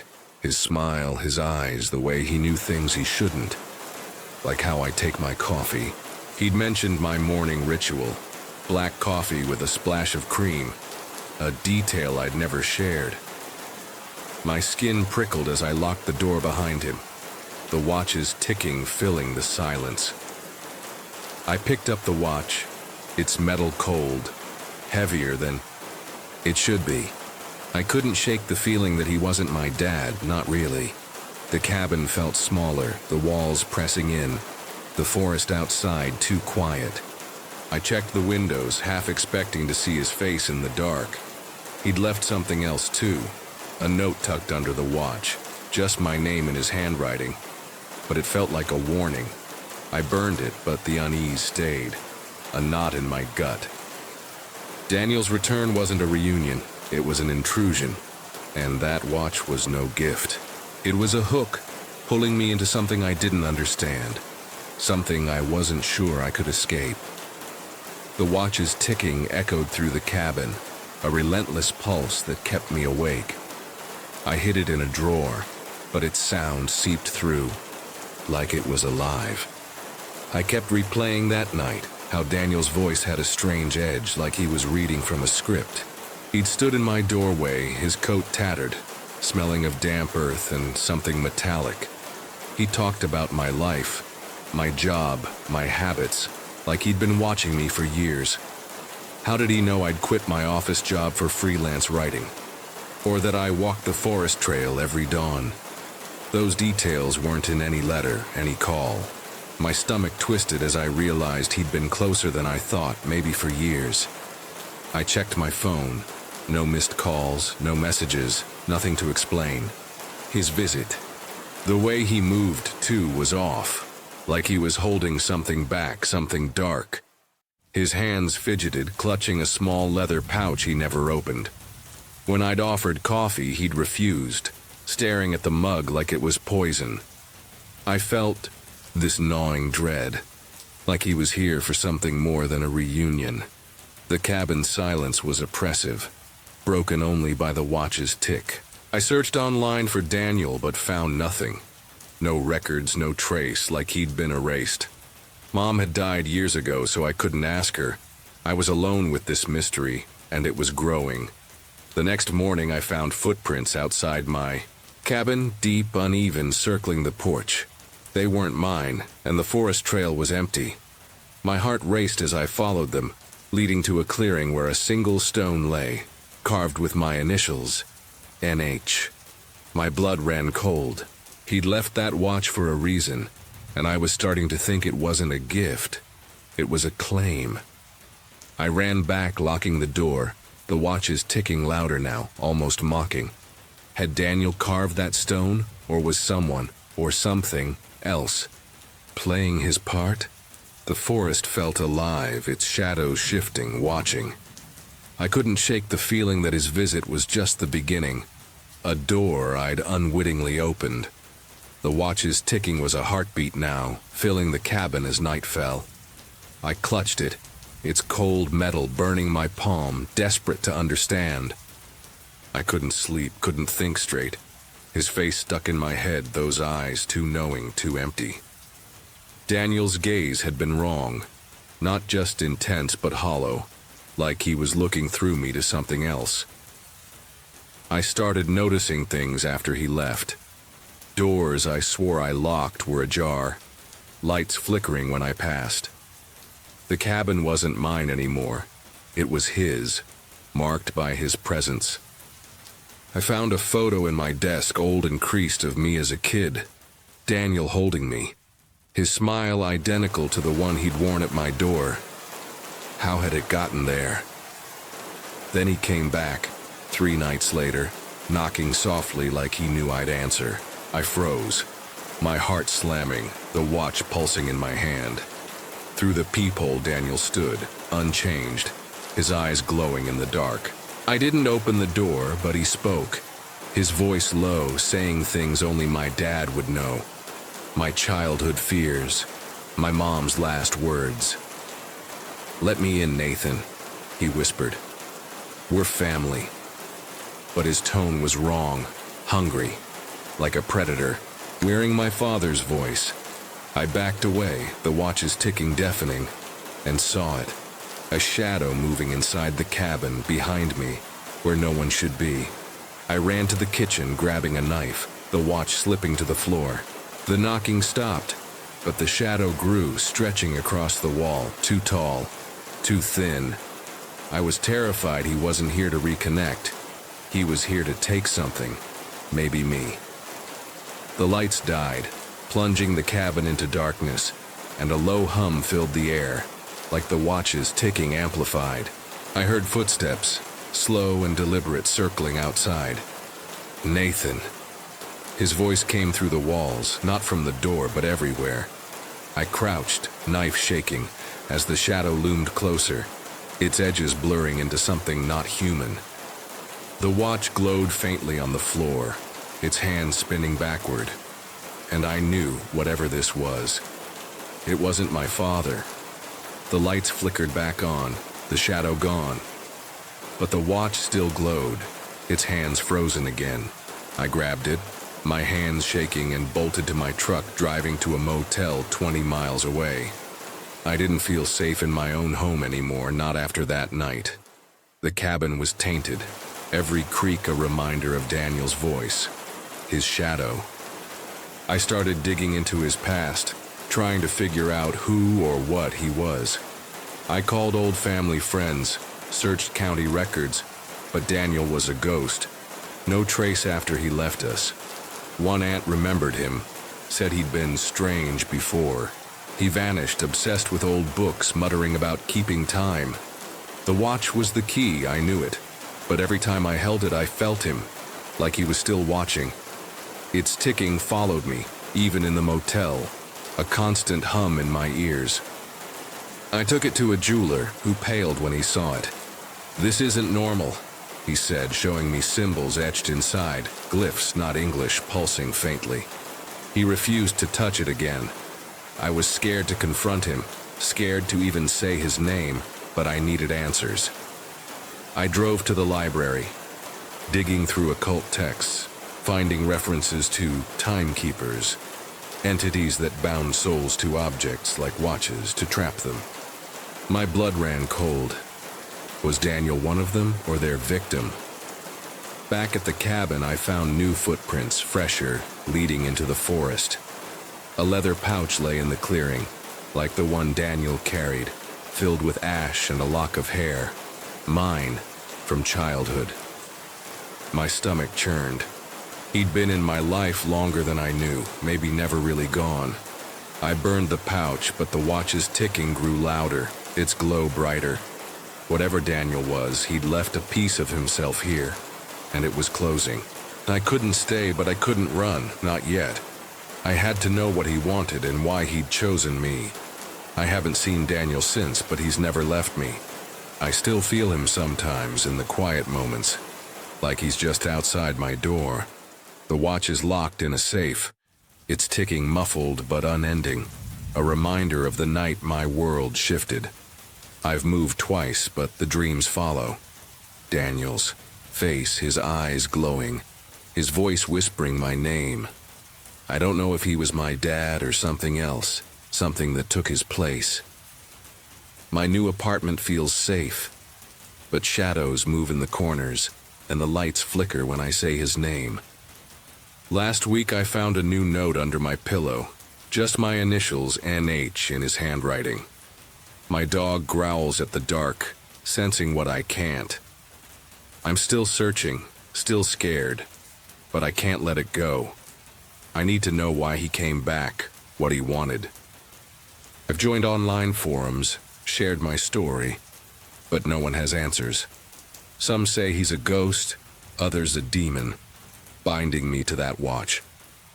The worst part is the feeling that he's not done, that he's waiting for something. Maybe for me to open that door again. Last night, the watch's safe was open. The watch on my bedside table ticking louder, its hands spinning backward. I didn't touch it, but I felt him. Closer than ever, his presence heavy, hungry. I'm starting to think he's not just watching, he's coming for me, and the watch is his way in. So tell me, what was he? My father, lost to something. Dark? A thing wearing his skin? If you felt a stranger's eyes in the dark holding a piece of your past, I need to know. Because time's running out, and I don't know how to stop it. Your home is supposed to be your sanctuary, the one place where you're safe. But what happens when you wake up to find your bedroom window wide open, unlocked from the inside, and realize someone might have been standing over you while you slept? That's not a nightmare. It's what happened to me, and it's a fear I can't shake. This is my story, and it's going to make you double-check your locks tonight. It was the spring of 2017, and I was living alone in a small apartment in a quiet town in upstate New York. The town was the kind of place where everyone knew each other, where you left your bike on the porch and never worried about it disappearing. My apartment was on the second floor of an old brick building, cozy but creaky, with big windows that let in the morning light. I loved it, despite the occasional draft and the way the floorboards groaned underfoot. It was my space, my refuge, and I felt secure there, until that morning.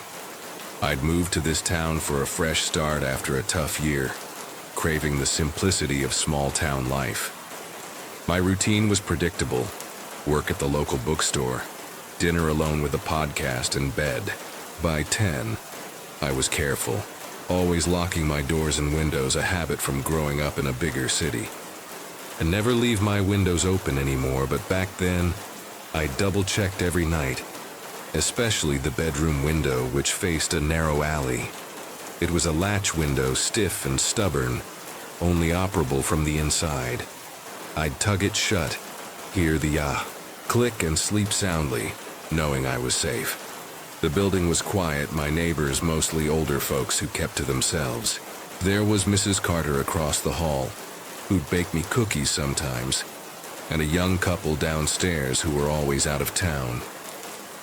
The alley outside was dark but empty, just a strip of pavement between buildings, no reason for anyone to linger.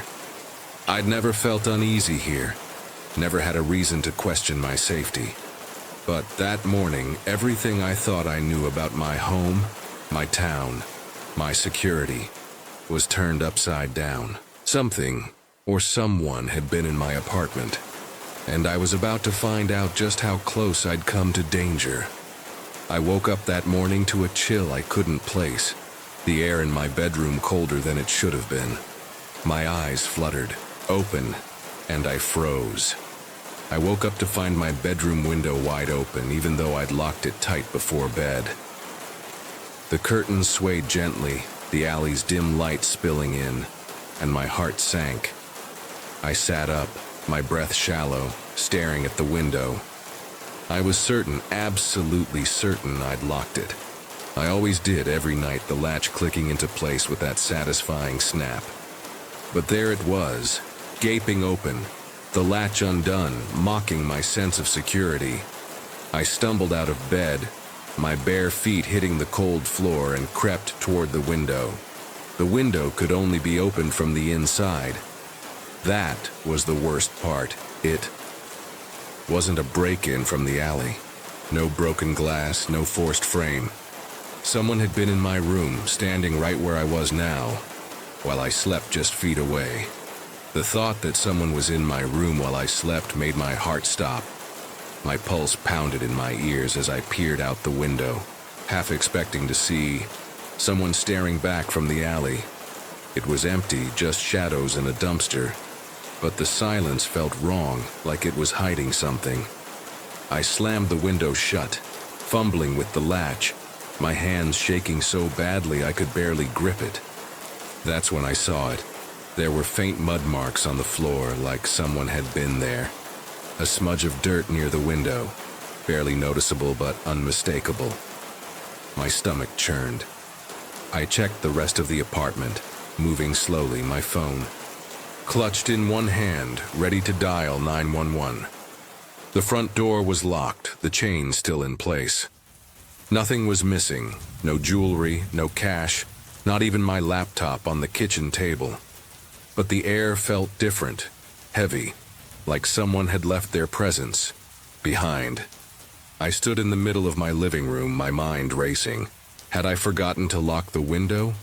No, I hadn't. I was meticulous, paranoid even, about security.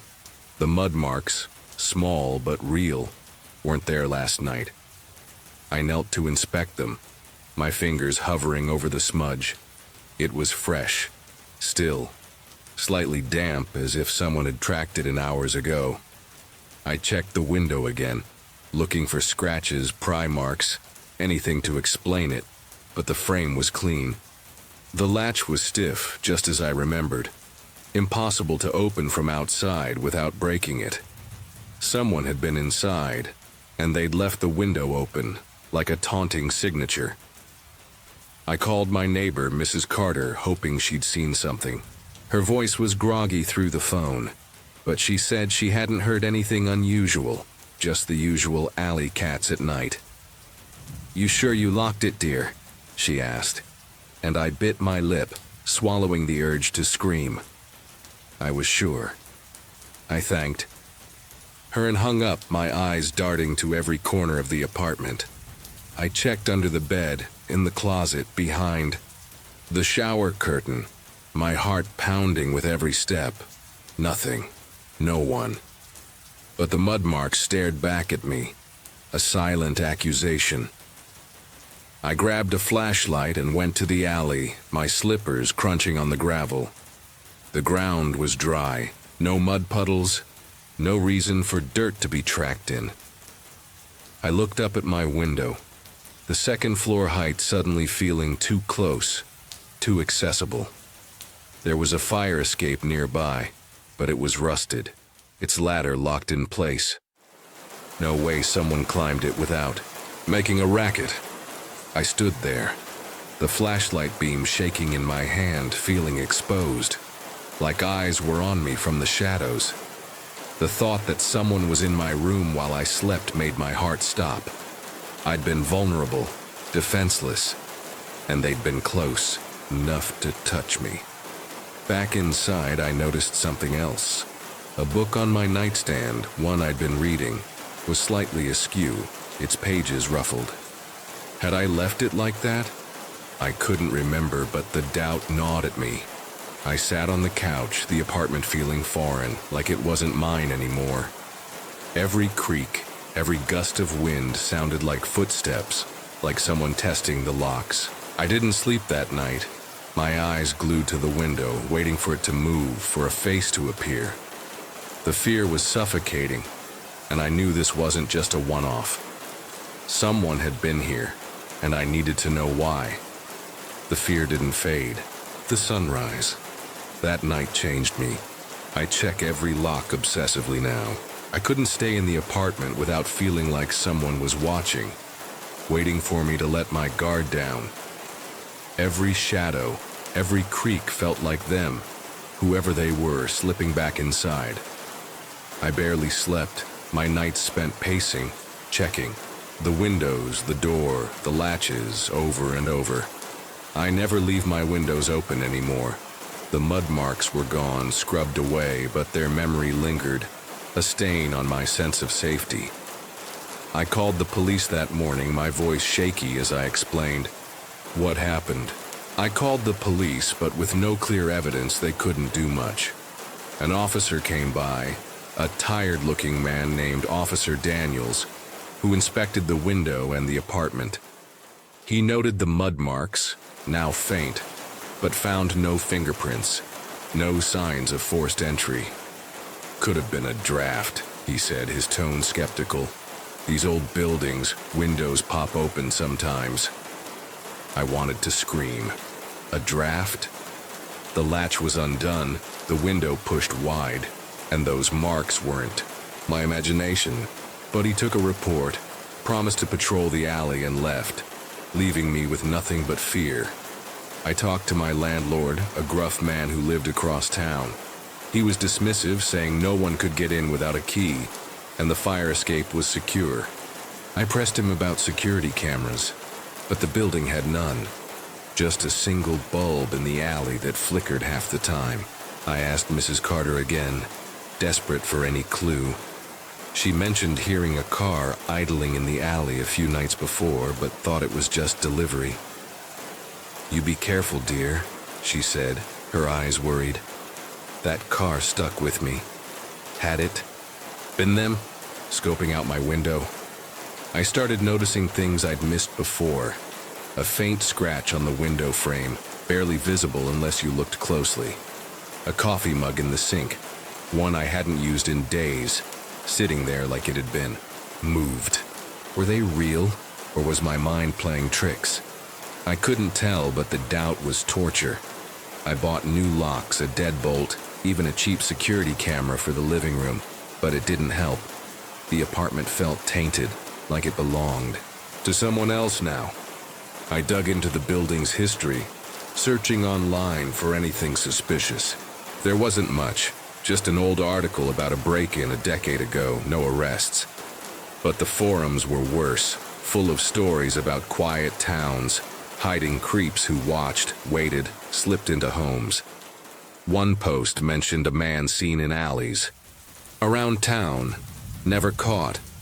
Always gone before police arrived. It wasn't proof, but it fed my paranoia. Had he been here? Was he still watching? The days blurred into sleepless nights. I'd hear noises, scratches, footsteps, whispers I couldn't place. I'd checked the camera, but it showed nothing, just the empty living room. I stopped inviting friends over, stopped leaving the apartment unless I had to. That night changed. I check every lock obsessively now. I wasn't living. I was surviving, trapped in a space that no longer felt like home. I knew I couldn't stay like this, but the fear of who, or what, had been in my room kept me frozen, waiting for answers that might never come. That morning changed more than my habits. It changed how I see the world. That night changed me. I check every lock obsessively now. I used to think home was a safe haven, a place where nothing could touch me. But that open window, those mud marks, showed me how easily safety can be shattered. The thought that someone was in my room while I slept made my heart stop. The fear of an intruder, standing over me in the dark, lingers like a scar, a reminder that nowhere is truly secure. I'm not the same person I was. I don't sleep without checking every lock, every window, twice, 3 times. I keep a bat by my bed, my phone charged, ready to call for help. I moved out of that apartment a few months later, but the fear followed me. I never leave my windows open anymore. Every new place feels temporary, like I'm waiting for another violation, another sign that someone's been too close. I'm always watching, always listening, because I know now how quietly danger can slip in. The lesson is brutal but clear. Trust your instincts and never assume you're safe. That chill I felt, that instinct to check the window, it was my body warning me, and I ignored it until it was too late. If I'd been more vigilant, maybe I'd sleep better now. But I survived, and that's something. I've learned to protect myself, to question the quiet, to see the world for what it is. A place where safety is earned, not given. That open window taught me to fight for my peace, even if it means never fully relaxing again. I still don't know who was in my room. A thief who got spooked? A creep who liked the thrill? Or someone worse, someone who's still out there slipping into other homes, leaving no trace but fear? The scratch, the mug, the idling car. They're clues to a puzzle I'll never solve. And that uncertainty haunts me. I check local news, half expecting a story about a break-in, a face that matches my nightmares, but there's nothing. They're a ghost, a shadow that crossed my life and vanished, leaving me to wonder how close I came to something awful. So I'm asking you, have you ever felt your safe space violated? Found a sign, a lock undone, a mark, a feeling that someone was where they shouldn't be? Share your story, because these moments aren't just scares. They're wake-up calls, reminders to guard what's yours in a world that doesn't always play fair.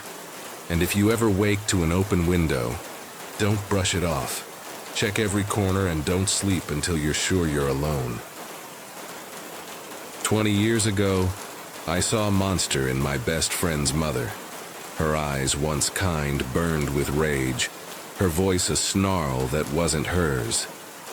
My friend Noah and I were kids playing at his house when his mom, Evelyn, turned strange, violent, terrifying.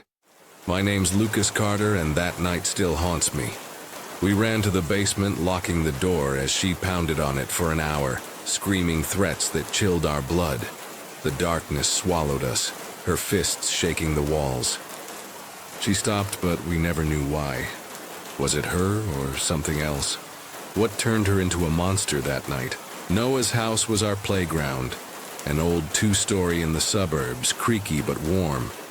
We were 10, inseparable, until that night when Evelyn changed. It started small. She snapped at us, her hands trembling, her eyes darting to shadows. By evening, she was different. Her voice low, guttural, like something else was speaking through her. Noah whispered, "She's not herself," and I felt it too. A coldness in the air, a weight in the house. We were in the living room when she lunged, her face twisted, shouting words that didn't make sense.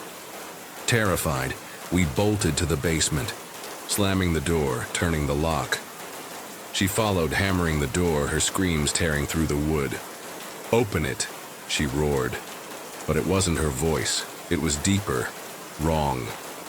We cowered, frozen, as she beat the door for an hour each, thud a knife in our hearts. I clutched Noah, his tears soaking my shirt, praying she'd stop. Then, silence. No footsteps, no screams. We waited, too scared to move, until Noah's dad came home calling for us. We crept upstairs, finding Evelyn asleep on the couch. Normal. Again. She never mentioned it, and Noah's dad brushed it off as stress. But we knew something wasn't right. Something had taken her, if only for a night. The house felt different after, like it was watching. I swore I'd never go back, but the memory clung to me. A shadow I couldn't shake. That night never left me. I avoided Noah's house, making excuses, but the fear followed, a weight in my chest. Noah and I never spoke of it, but we knew something had possessed Evelyn. School kept us close, but he was quieter, his eyes haunted. I wondered if he saw it too. The shadow in his home, the thing that wasn't his mother. Her rage, her screams, stayed with us, a scar we couldn't name. Years passed, and I moved away, but the memory lingered, pulling me back. Now, at 30, I'm back in town, visiting old haunts. Noah's gone, moved across the country, but his house still stands, weathered and empty. I drove by, heart pounding, the porch light flickering like it remembered me. We'd locked ourselves in that basement, terrified, as Evelyn tried to break through. I needed answers. Was it her, or something else? I tracked down Grace, a family friend who'd known Evelyn. She hesitated, then spoke. That house was wrong. Evelyn saw things, heard things before that night. Grace showed me photos. Evelyn smiling, but her eyes were tired, strained. She'd found something in the house, Grace said. An old box. In the attic, locked and heavy. Evelyn opened it and things changed. Moods, nightmares, voices. The terror of that night wasn't Evelyn. It was something else, using her. I went to the library, digging through records. The house had a history. A man, Thomas Klein, lived there in the 50s, vanished after rituals in the basement. Neighbors reported screams, shadows. I returned to the house, now abandoned, the door unlocked. The air was thick, the walls humming faintly. Evelyn's pounding echoed in my mind, her voice not her own. In the living room, I found scratches on the floor, fresh, leading to the basement. My flashlight shook as I descended, the stairs creaking. The basement was unchanged, the door we'd locked still there, but now marked with symbols. Circles, lines carved deep. A whisper came, soft but clear. You're back. My blood froze. It wasn't Evelyn. It was the house. The whisper grew, louder, a chorus in the dark. The basement door loomed, the memory of Evelyn's fists pounding it vivid. I touched the symbols, cold and rough, my flashlight flickering. The hum became a voice. Open it. My heart raced. Noah and I had cowered here, her screams a nightmare we couldn't escape. Was it her or something older trapped in this house? I pushed the door, its hinges groaning, revealing a small room, walls black with soot, symbols glowing faintly. In the center was the box Grace mentioned, etched with the same marks. I opened it, hands trembling. Inside was a mirror, a photo of Thomas Klein, and a note. It feeds on fear. The mirror didn't show my reflection. It showed Evelyn, her eyes black, her mouth moving. You let it in. The terror was real. Something had taken her that night. The room shook, the symbols pulsing red, and a figure appeared. Not Evelyn, but Thomas, his face hollow, eyes voids. He reached for me. His touch ice. I ran, the mirror shattering behind me. Upstairs, the house was alive. Doors slamming, windows rattling. Evelyn's screams echoed, not hers, but its. The figure followed, its steps heavy, deliberate. I stumbled into the living room, the scratches now a circle, glowing like the basement's symbols. The voice roared, "You're mine!" I grabbed a knife, useless against this, but I needed something. The lights burst, plunging me into darkness, the figure's eyes glowing in the corner. Grace's voice saved me. She'd followed, sensing trouble. "Burn it," she shouted, tossing me a lighter. I lit the note, the flames licking the air, the circle dimming. The figure screamed, not human, a sound that tore through me. The pounding stopped like Evelyn's had, but I felt it watching. The house stilled, the voice silenced, but the mirror's shards glowed, Thomas's eyes still in them. Grace pulled me out. The night air a shock, but the house wasn't done with us. The flames died, leaving silence, but the house felt alive, its walls pulsing. Grace gripped my arm, her eyes wide. The ritual had stopped it, but it wasn't gone. The mirror's shards lay scattered, their glow fading, but Thomas's note burned in my mind. It feeds on fear. Evelyn's possession was its doing. A force older than her, older than the house. We needed to end it, for Noah, for her, for me. Grace nodded, pulling out a journal. Her grandmother's from the 50s, detailing the Klein family. Thomas Klein wasn't just a loner. He'd led a ritual, summoning something he called the feeder. It promised power but demanded fear, binding itself to the house. The fire in '57 was meant to destroy it, but it survived, waiting for someone like Evelyn to open the box. I remembered her eyes, not hers but its, and shivered. The terror of that night was its hunger, using her to feed. We had to seal it. We returned to the basement, the symbols dim but warm. Grace drew a circle with salt, placing the photo in the center. "Speak its name," she said, "and bind it." I hesitated. Naming it felt like inviting it back. But I whispered, "Feeder," and burned the photo. The air screamed, the symbols flaring, and the figure appeared, shapeless, its eyes endless. I chanted Grace's words, the salt glowing, the scream fading. The house stilled, the hum gone, but the mirror's shards pulsed once, a warning. We left the house quiet, but I felt it, watching, waiting. The fear lingered, a shadow of that night. I contacted Noah, now a stranger, and told him. He listened, silent, then said, "I hear it sometimes in my new house." The feeder wasn't gone, just weakened. The house is for sale now, but no one stays long. Something took Evelyn, and it's still there. I keep the journal, a reminder of what we faced, what we didn't fully stop. I don't visit that town anymore. The house is a memory, a wound that won't heal. The fear from that night is a ghost. Evelyn's screams echoing in my dreams. I'm 30 now, but I'm still that kid cowering in the basement, waiting for the pounding to stop. Something was in her, and it's not gone. Grace keeps in touch, her voice heavy with warnings. She burned her grandmother's journal, but I kept a page hidden. Its words a reminder. It feeds on fear. The house is empty, but its shadow follows me. I tried researching the feeder, but records are scarce, buried in whispers. A historian. Grace's friend told me the Klein family wasn't alone. Others summoned it in different houses, different times. It's not bound to one place. It moves, finds new hosts. I contacted Noah again, his voice distant. I saw her eyes. He said, "In my daughter's room." My blood ran cold. It's still out there, in him, in me.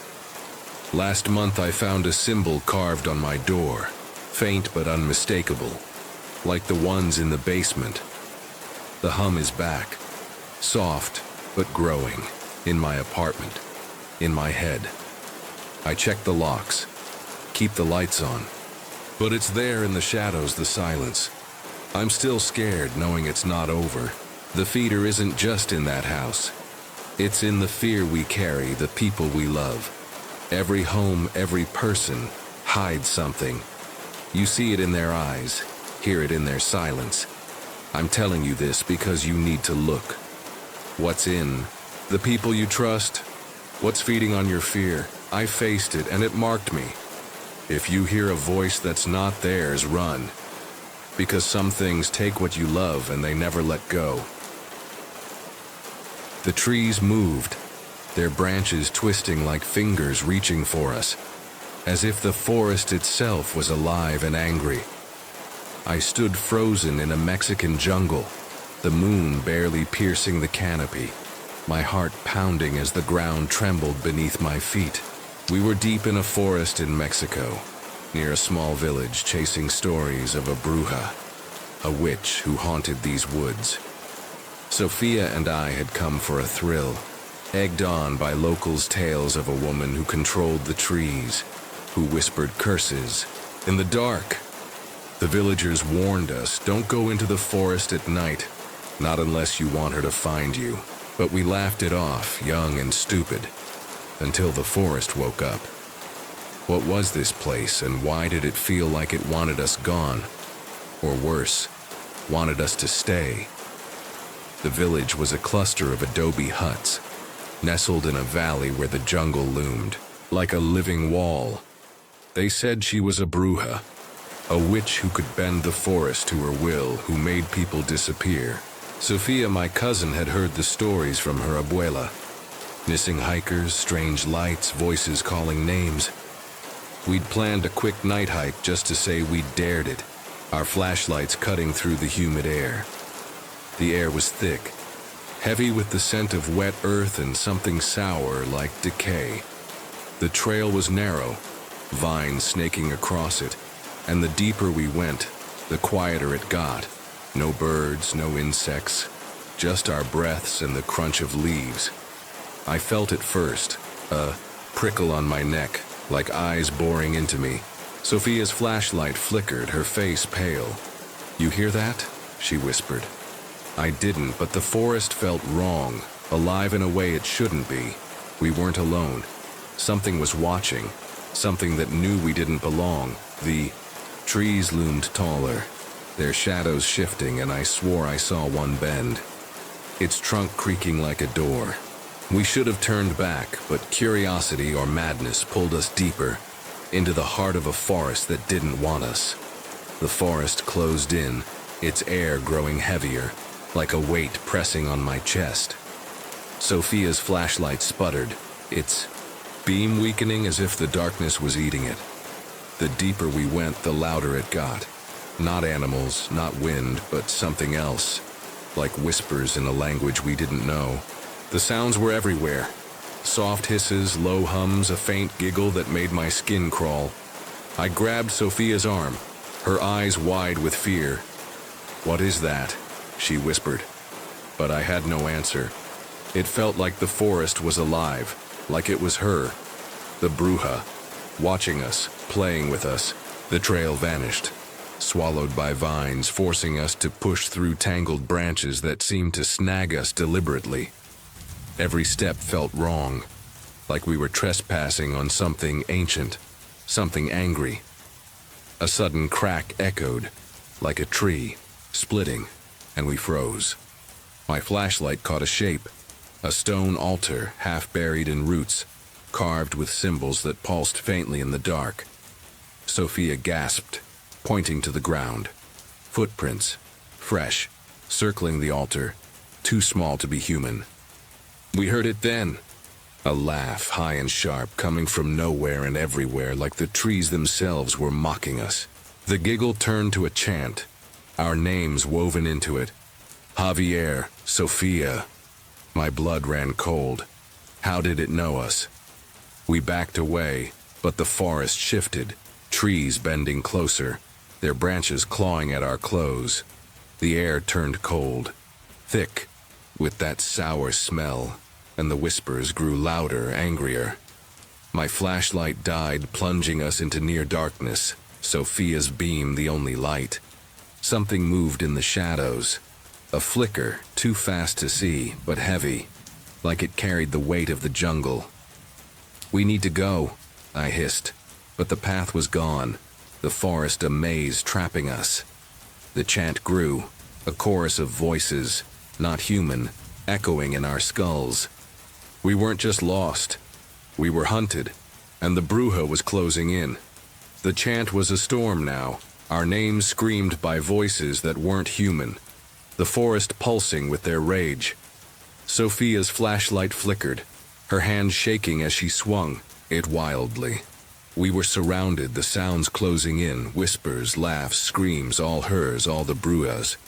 The air was ice, our breaths visible, the sour smell choking us. I grabbed Sophia, pulling her through the vines, but they tightened, like hands gripping us. It was her, we knew it, the Bruja. Her presence everywhere, her power in the trees, the air, the ground.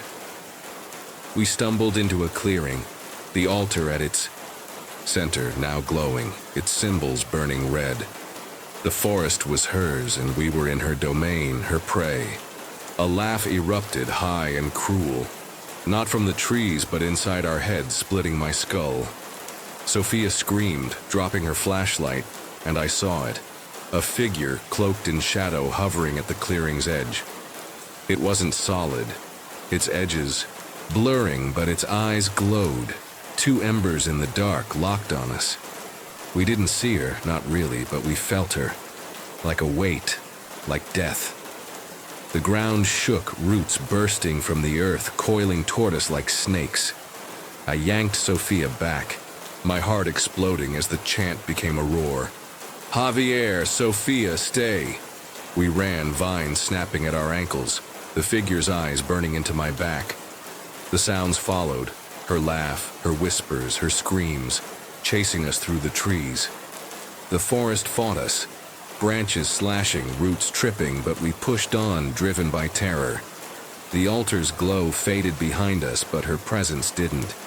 It was everywhere, in the air, in our minds. Sophia sobbed. She's not letting us go. I didn't answer, I couldn't. The clearing was gone, the path reappeared, but it felt like a trap, her way of playing with us. We broke free. The village lights faint ahead, but her laugh echoed, promising she'd find us again. We stumbled into the village, collapsing in the dirt, the forest's laughter fading, but not gone. We ran. We didn't stop, not until we were out of that forest, back in the village, safe. Or so we thought. Sophia's face was streaked with tears, her hands trembling as she clutched my arm. The villagers stared, their eyes knowing, as if they'd seen this before. We didn't talk about it, not that night, not for days, but we felt her. The Bruja still out there, still watching. My chest burned, the sour smell clinging to my clothes, her chant echoing in my ears. We'd escaped, but it didn't feel like freedom. It felt like she'd let us go, like a cat toying with mice. The forest had changed us, marked us, and we knew she wasn't done. Back at Sophia's house, I found a vine wrapped around my backpack, its thorns fresh, dripping sap. It hadn't been there before. Sophia's abuela took one look and crossed herself, muttering prayers, refusing to speak. We never went back, never spoke her name, but the forest didn't let us go. I started noticing things. Scratches on my door, symbols like those on the altar, etched in the dirt outside. Sophia found a feather, black and slick, on her pillow. No explanation. We burned it, but the smell lingered, sour and wrong. I dug into the village's history, finding stories of the Bruja. Centuries old, a woman scorned, bound to the forest by a curse. She didn't just haunt, she claimed, marking her prey with signs, pulling them back. We'd heard her, felt her, and now we were hers, even miles away. Last week I found a stone in my bag, carved with my name, its edges warm, like it had been held. Sophia called, her voice shaking. She'd seen a shadow in her yard, its eyes glowing just like in the forest. We'd left, but the Bruja hadn't. She was waiting, and we were running out of places to hide. Years later, I've left Mexico, but the forest follows me. I still hear her sometimes in the quiet. Her laugh, her whispers, calling my name. The stone with my name sits in a locked box, its warmth pulsing through the metal, a reminder of the night we crossed her. I've settled in the States, built a life, but the dreams don't stop. Trees moving, eyes glowing, her voice chanting, "Javier, come back." I don't know what she was, a ghost, a demon, or something older, something the forest made. Sophia's moved too, but she sees the signs, scratches, feathers, shadows that don't belong. We don't speak her name, but she's there in the silence, in the dark. I'm scared she's still out there, still waiting, and I don't know why she chose us. Last month I found a new vine on my doorstep, fresh, thorns dripping, wrapped around a feather. My dog won't go near the backyard, growling at something I can't see. Sophia called, panicked. She'd found a stone, her name carved, glowing faintly. We're marked, and the bruja doesn't let go. Not ever. I've searched for answers, old texts, shamans, but they all say the same. She binds her prey, pulls them back, forever. Last night my window was open, the air sour, her laugh faint but clear. I'm starting to think she's not just watching. She's coming, and the forest is her door. So tell me, what was she? A witch? A spirit? Or something the jungle birthed? If you felt the trees move, heard your name in the dark, I need to know. Because she's not done, and I don't know how to stop her. The stories you've just heard are not finished. They don't end with the final words, and they don't fade away once the screen goes dark. Each one leaves behind a mark, a lingering thought, a moment of doubt, a feeling you can't quite shake. But that's the nature of the unknown. It never lets you walk away completely. So as you sit in silence, ask yourself, did you feel it? The slight shift in the air, the chill on the back of your neck? That's not just your imagination. It's the stories coming back for more. These are just a few of the many secrets hidden in the corners of America, and there are far more we haven't shared. So, if you're curious to hear what's left unsaid, subscribe. Come back. The next chapter, it's already waiting for you.